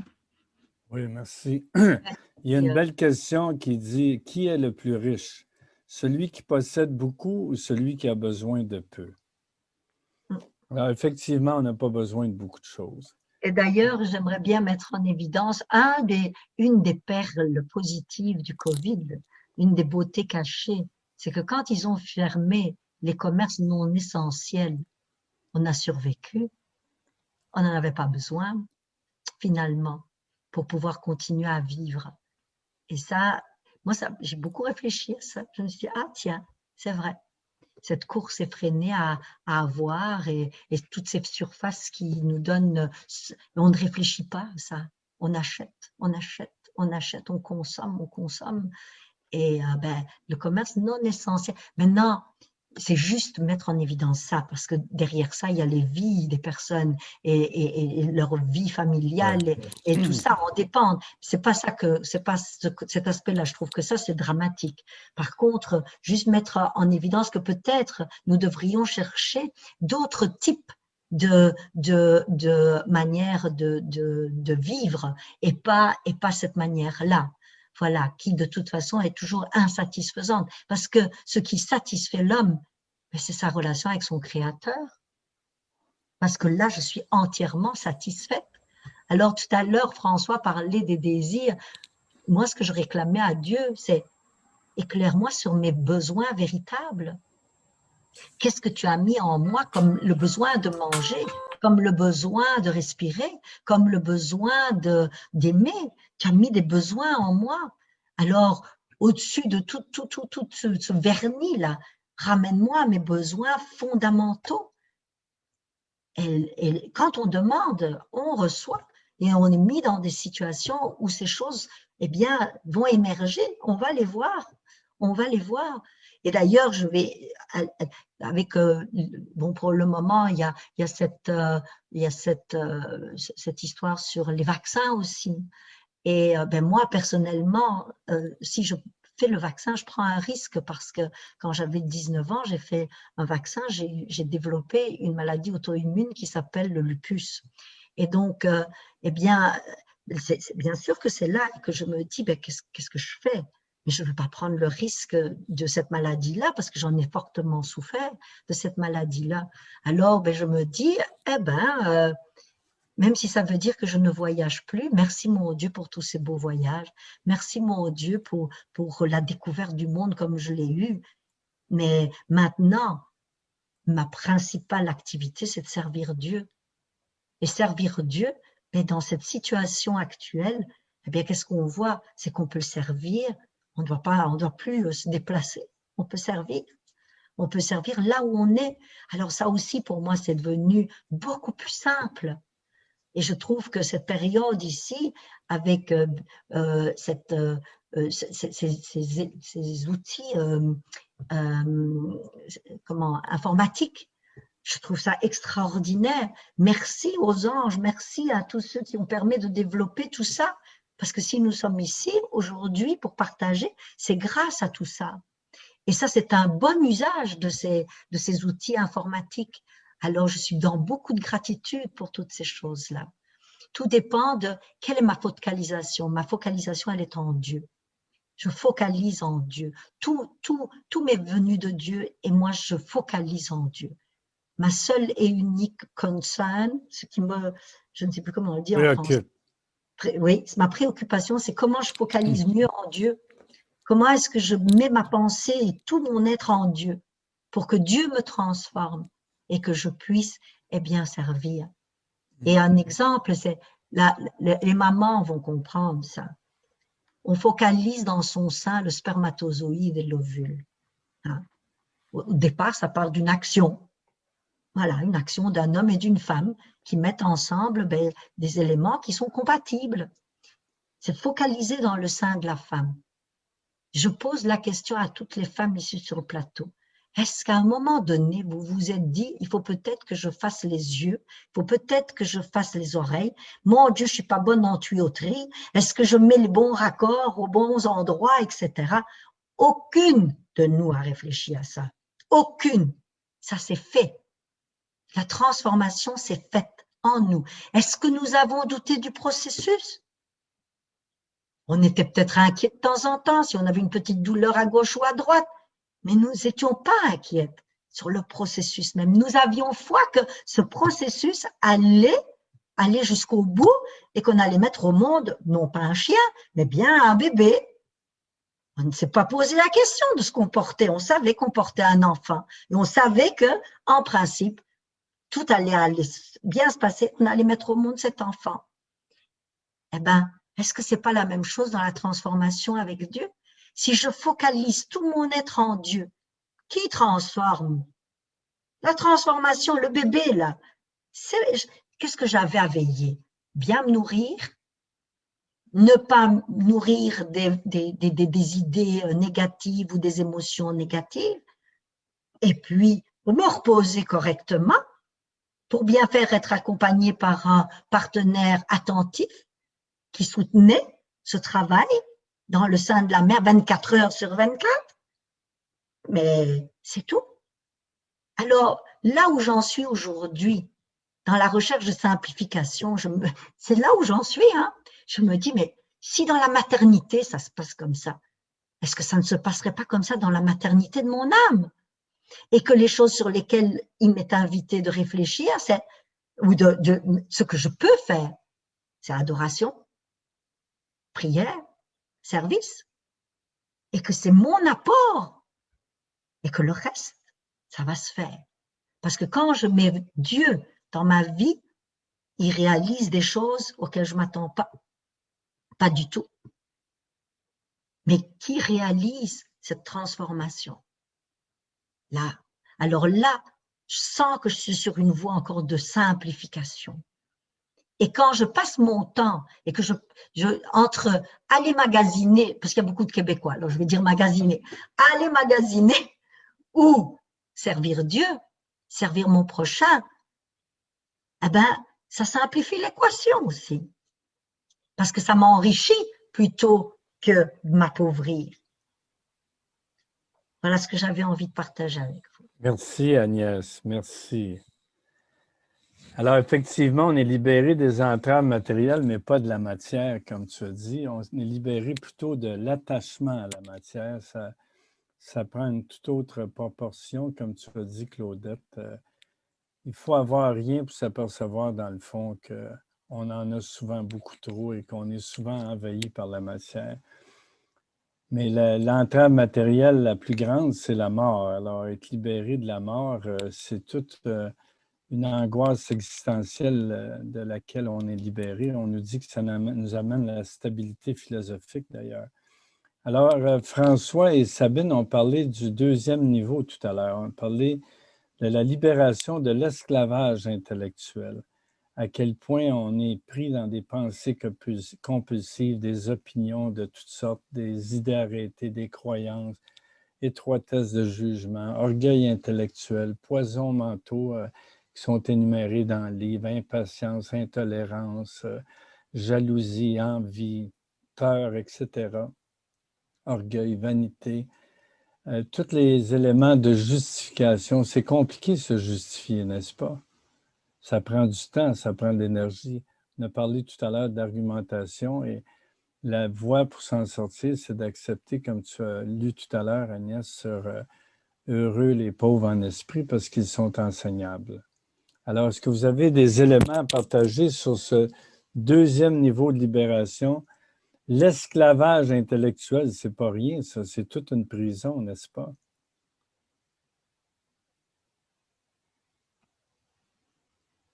Oui, Éric. Tu as parlé de tes pensées désuètes, justement. C'est très bien. Peut-être une petite parenthèse, j'aimerais faire quand on parlait du pharisien qui se sentait riche en esprit. Puis, on a la chance d'avoir le livre du Rancia, qui est en passant très complexe. Puis, il y a danger, on est tous à un moment donné, je pense, dans le danger d'un esclavage intellectuel par rapport aux enseignements du livre du Rancia. On peut être, j'utilise le mot haïtien, des pharisiens uranciens, tu sais, avec notre grande connaissance, qu'on peut tout expliquer, puis qu'on peut argumenter, puis ainsi de suite, pour réaliser, en tout cas moi, dans mon expérience, que ça finit par être stérile. Puis quand on est dans cet état-là, l'antidote à cet état-là, puis on a parlé de l'enfance, de la simplicité de l'enfance, c'est d'être un enfant de Dieu. Quand on réalise qu'on est un fils, une fille de Dieu, un enfant de Dieu, ça n'enlève pas les connaissances, mais ça nous ramène à notre juste place. Et c'est là qu'on se met à demander à Dieu. C'est là qu'on commence à désirer faire sa volonté de Dieu. Donc, c'est une humilité. Et c'est très différent de l'orgueil spirituel ou de l'orgueil de la connaissance ou de l'esclavage intellectuel. Donc, c'est ça que je voulais partager. Conscience de notre petitesse, voilà. N'est-ce pas? Merci, Éric.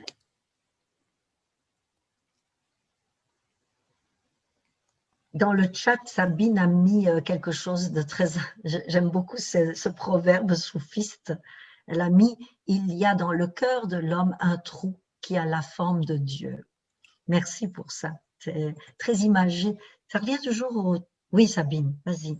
Oui, on revient un peu au sujet, au thème précédent. C'est vrai que quand tu parlais de matériel, c'était on remplit notre vie avec une maison, une voiture, le dernier iPhone ou je ne sais quoi, pensant que c'est ça qui nous manque pour être heureux. Ah, il me manque ça, c'est vraiment ça qui me manquait pour être heureux.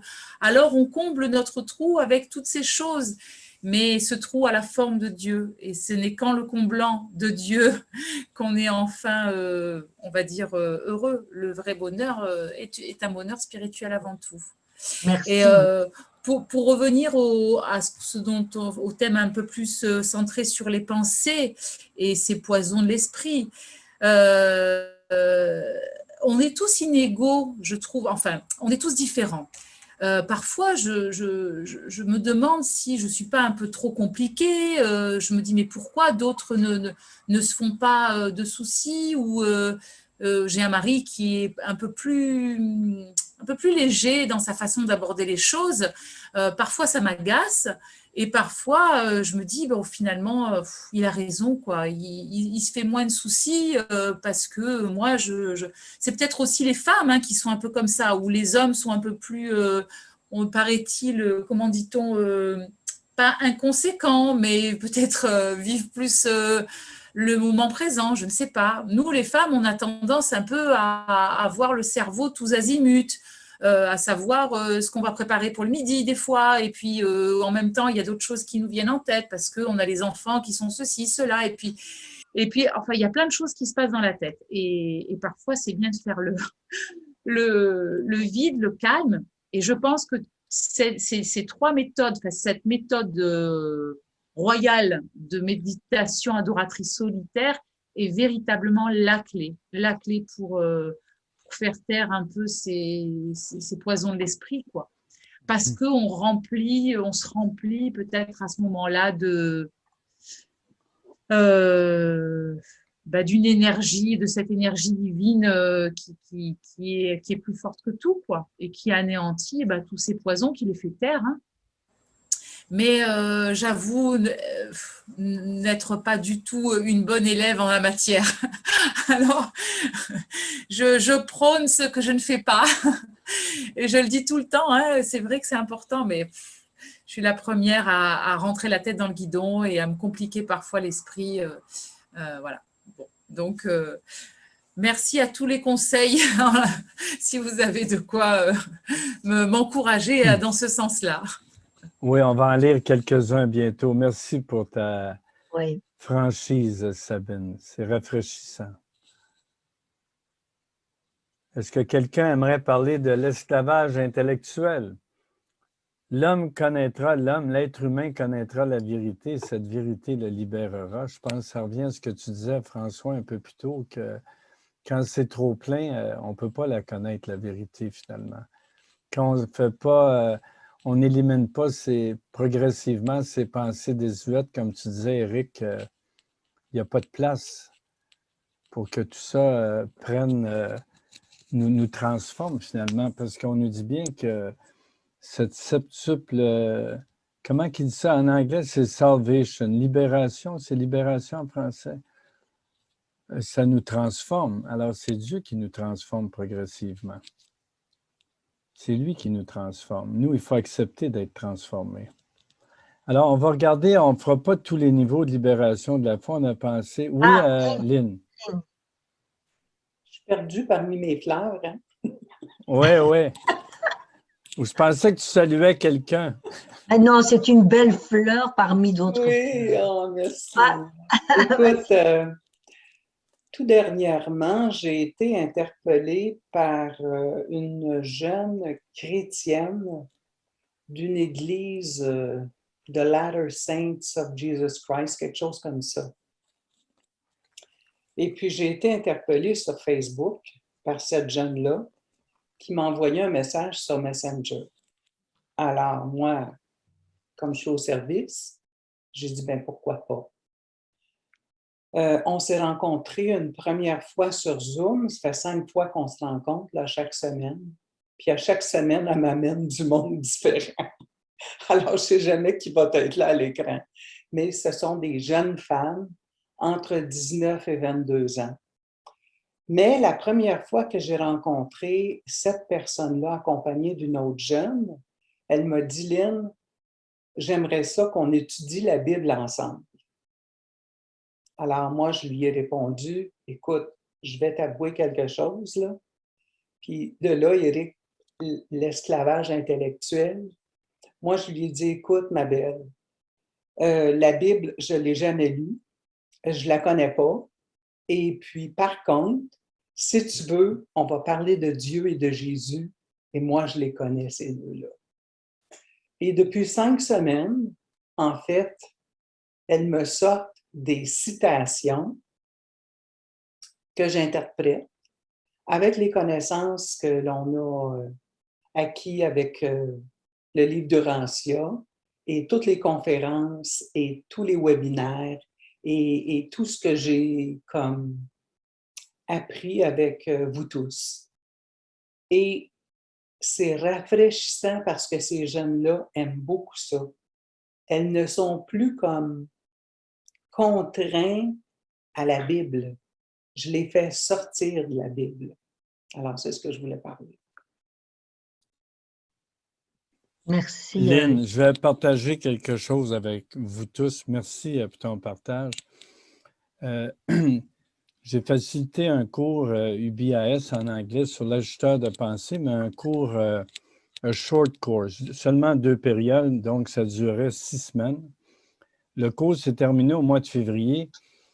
Puis il y avait, on était 14, mais là, on est 12 maintenant. Et elle voulait absolument continuer. Fait que j'ai demandé au webmaster si on pouvait continuer le cours, puis il m'a dit non, ça serait trop compliqué. Pourtant, c'était simple. Et on a continué sur une autre plateforme qui s'appelle Slack.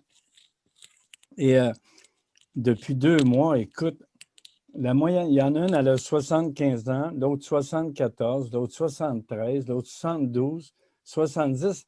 Le bébé du groupe a 64 ans.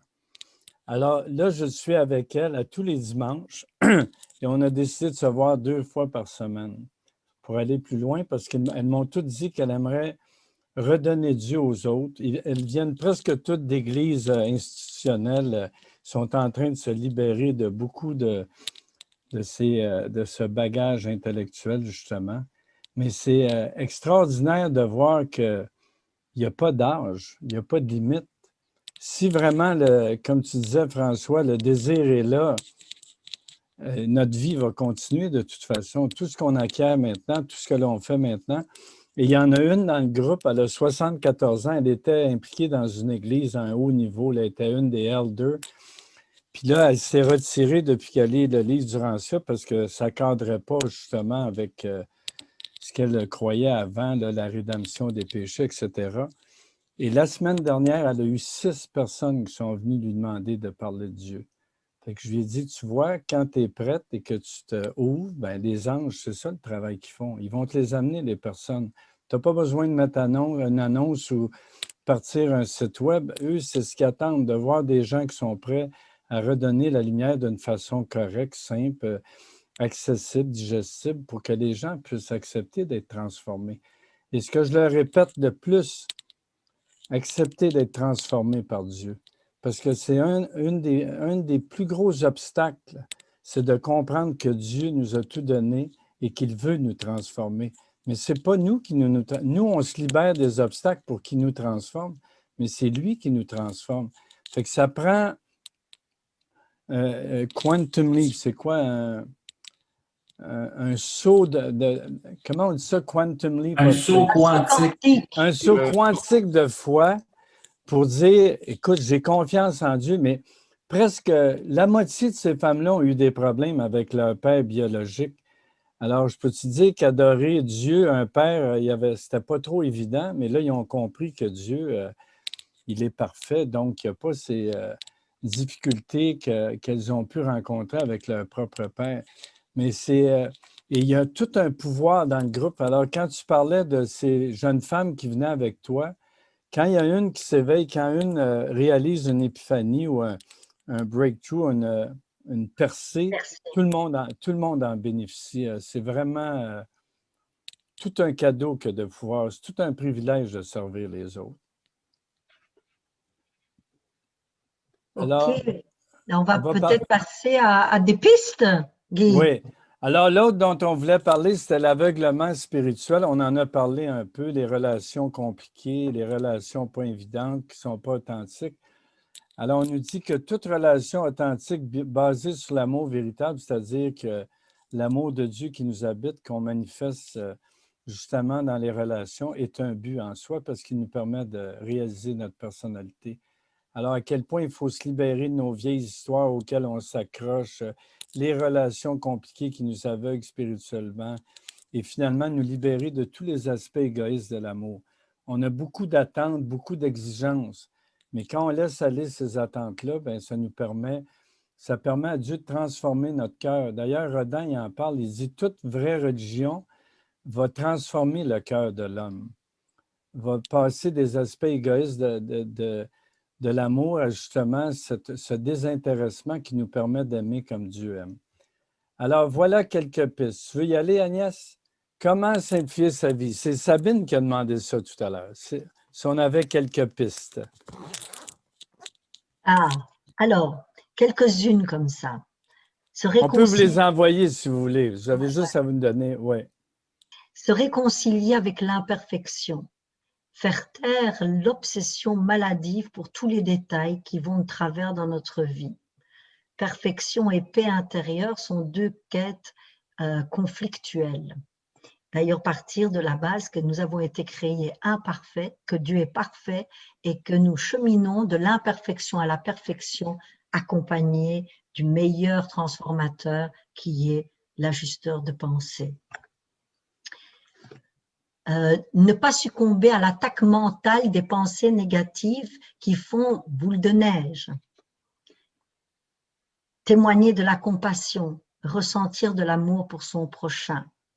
Laisser des espaces vides dans l'agenda. Accueillir jusqu'au bout le partage de l'autre. Rendre service sans en parler à personne et savourer pleinement la joie simple de donner. Effacer pour laisser un autre jouir du mérite. S'effacer, pardon. Ramener notre attention sur le présent. Rester enseignable. La vie est une école. Laisser les autres avoir raison. Cultiver la patience. Être le premier à tendre la main après un malentendu. Accepter l'idée d'injustice. Mettre en perspective. Sur le plan d'éternité, quelle importance accorder à cette situation malencontreuse? Apprendre à s'ennuyer, cessons d'être des machines à faire. Observer comment nous créons nos propres urgences. Ralentir le rythme, développer la gratitude, ménager des espaces de tranquillité. Chercher à comprendre plutôt qu'à vouloir être compris. Surveiller la prise en otage de notre vie par les émotions en nous qui la dirigent. Apprendre à se libérer de la vulnérabilité que nous pouvons éprouver en lien avec des faits et gestes d'autrui. Développer l'humilité. Adresser tous les jours notre amour à une personne en particulier.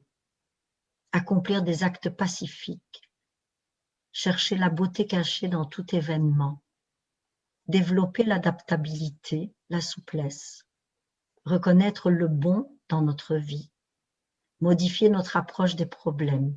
Ce sont des opportunités de croissance. Alors, toutes ces choses sont vraiment, nous cultivons ça tous les jours. On essaye vraiment d'observer, devenir cet observateur, prendre du recul et observer ces choses. Ça donne des pistes d'observation. Et surtout, se dire que si moi je ne sais pas le faire, il existe en moi un fragment divin qui peut le faire si je lui demande. Donc, c'est de reconnaître que là, j'ai besoin, je suis dans l'impuissance. J'aime maintenant de plus en plus l'impuissance. Me sentir impuissante, c'est un rappel que, oui, mais en toi, il y a quelqu'un qui sait le faire. Et donc, je n'avais pas l'habitude de demander pour des...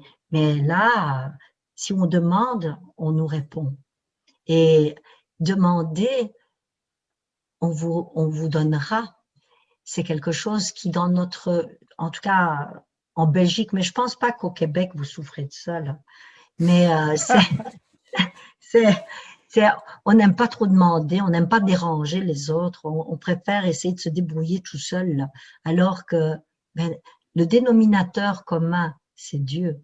Et quand tout le monde décide que le dénominateur, c'est Dieu dans sa vie, eh bien, nous développons de plus en plus cette fraternité qui est tellement, dont on trouve le bénéfice parce que nous vivons vraiment l'amour, la présence à l'autre.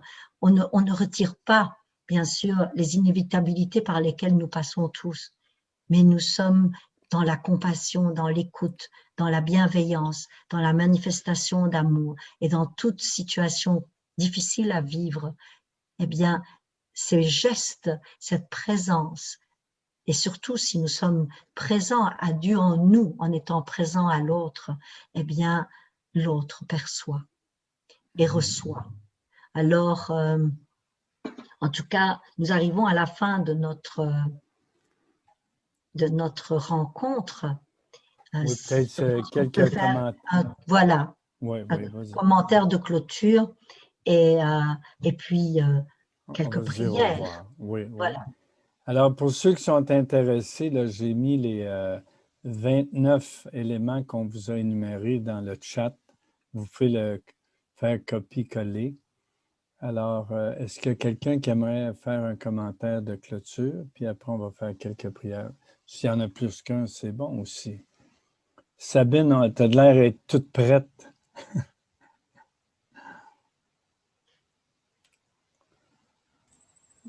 J'étais en train de faire un copier-coller des sages conseils que vous avez bien voulu partager avec nous. Merci pour ce beau webinaire. C'est une première pour moi avec les gens du Québec, enfin du Québec essentiellement, un peu de Belgique aussi. Et c'est une joie. Merci. Merci pour ta présence. Merci à vous, merci de votre travail à tous et on part toujours ragaillardi, comment dit-on, rempli d'une bonne énergie quand on part de ces réunions. Hein.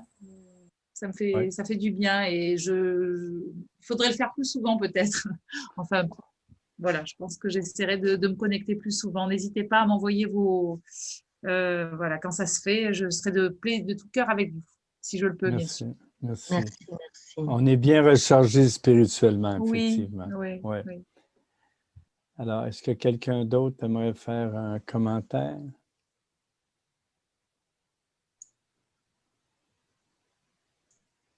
Jean, tu as ouvert ton micro? Samuel a montré le doigt. OK. Bon, ben Jean et Samuel après. Ah, je me sens simplement plus simplifié. C'est bon, ça. C'est C'était l'objectif. Sentiment intérieur. Pas simple, mais simplifié. Merci. Oui, Claudette? Oui, merci. Merci. Salut Eric, je sais qu'il faut que tu quittes. François, quelqu'un d'autre, vous avez un commentaire final? Samuel, oui, vas-y. Ah, Robert après. OK. Alors oui, mais je me lance un petit peu parce que je ne sais pas si je vais bien pouvoir exprimer ça clairement, mais c'était pour revenir, vous savez, sur l'intellectualisme stérile face à une magnifique révélation comme celle du livre du Rancia. C'est quelque chose qu'on entend souvent parler, moi qui suis à 15 000 kilomètres de vous tous. Bon, dans le milieu urancien, des fois, on a un petit peu l'impression qu'il y a comme deux camps. Il y a les intellectualistes d'un côté, et puis de l'autre côté, il y a ceux qui vivent une foi un peu plus vivante, qui aiment prier, Et moi, je trouve que il ne devrait pas y avoir d'opposition, en fait, face à la révélation du livre du Rancia. Parce que tout à l'heure, j'étais en train de me dire, j'ai lu dans un bouquin où il était dit que la foi précède toujours le savoir et la connaissance. Et je pense que quand on a réellement la foi, quand on aime Dieu, quand on n'en a jamais assez de Dieu quelque part, quand c'est quelque chose qui est vivant en nous et qu'on entretient ça par la prière, par l'adoration, par cette connexion qu'on a, cette intuition qu'on a du transcendant, de ce quelque chose qu'on a du mal à expliquer, quand la foi est vivante, il est normal de chercher à comprendre Dieu, de se poser des questions, et la révélation du livre du Rancia, elle est là pour ça. Et quand on a une foi vivante, même si le livre peut nous paraître quelque part compliqué, ça devient un émerveillement. L'étude de ce livre-là, c'est quelque chose qui devrait nous émerveiller, c'est quelque chose qui devrait nous donner du plaisir à l'étude. Et l'intellectualisme stérile, c'est peut-être quelque part, pour moi, c'est qu'il n'y a pas assez de foi. On ne peut pas étudier le livre, chercher à tout comprendre pour en finalité se dire je vais cultiver ma foi et ma relation avec Dieu. Ça voudrait dire qu'on va chercher à comprendre un bouquin en l'étudiant pendant 20 ans et quand on finira par se dire oui, ça me semble juste, bon et vrai, maintenant je vais m'atteler à ma relation avec Dieu. Donc, pour moi, pour ceux qui ne sont pas encore éveillés à la foi, peut-être faudrait-il lire d'abord la 4e partie du livre. Mais je pense qu'il n'y a pas d'opposition entre ceux qui sont un peu plus intellectuels et ceux qui sont un peu plus mystiques. Parce que quand on a la foi, on est simple. Quand on aime Dieu, on est simple. Et ces informations dans ce bouquin, c'est un émerveillement, c'est un plaisir. Donc l'étude, c'est une chose, mais l'étude avec la foi et l'amour de Dieu. Voilà. Et à partir de là, je pense qu'il n'y a aucun problème. Si c'est stérile, c'est qu'il n'y a pas de foi, qu'il n'y a pas de relation vivante avec Dieu en soi et avec les autres. Merci Samuel. Oui, c'est de la véritable nourriture pour notre âme. Alors, ça va bien au-delà de simplement de la connaissance. Alors, je pense qu'il y avait Robert, puis après, je ne sais pas si François voulait parler, puis on va faire une prière après. Oui, moi, ce ne sera pas très long. Je trouve que c'est une rencontre très enrichissante. Ça donne le goût de simplifier encore plus ma vie. Quoique là, je vis avec Polyvan dans une résidence. C'est très simple, mais peut-être qu'il y aurait avantage à simplifier encore. Et puis là, ben moi, quand tu parles de copier-coller, c'est une question technique. Je ne sais pas quoi faire avec ça, là. Où est-il le texte pour que je copie-coller? Je ne sais pas. Qui va te l'envoyer, Robert? On va te l'envoyer par courriel, il n'y a pas de problème. Ouais. Merci beaucoup. Merci. On va simplifier ça, Robert. Tu vas voir. Ça. Voilà. Merci. OK. Alors, on va faire une prière. Je ne sais pas si... François, est-ce que tu avais levé la main ou c'est moi qui ai mal vu? Non, je n'avais pas levé la main, Guy. OK, OK. Bon, ben, allons. Et Jean-François, il ne nous a pas donné son texte qu'il avait dit. Non, il a dit que ça va prendre un peu de temps, qu'il va nous l'envoyer par courriel. Ah, OK.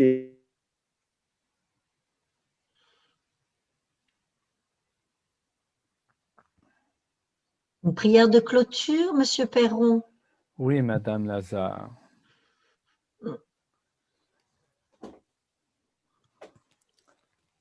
Alors, quelle vie, mon Dieu, sur quelle planète? Mais malgré tout, même si les choses se sont beaucoup complexifiées au fil des années, surtout avec tout ton programme qui ne s'est pas déroulé comme prévu, avec la faute de Lucifer, d'Adam, etc. Et indépendamment de tout ça, on est habité par toi et on peut réellement simplifier nos vies en se laissant transformer par toi, en focalisant sur toi, en laissant aller ce qui est inutile, en faisant de la place dans notre cœur, dans notre mental, en utilisant notre corps à bon escient, en le nourrissant comme il faut, en prenant bien soin de tout ce que tu nous as donné et de s'engager sur cette voie et de reconnaître rapidement que servir les autres de façon désintéressée, on ne peut pas avoir une meilleure vie que celle-là.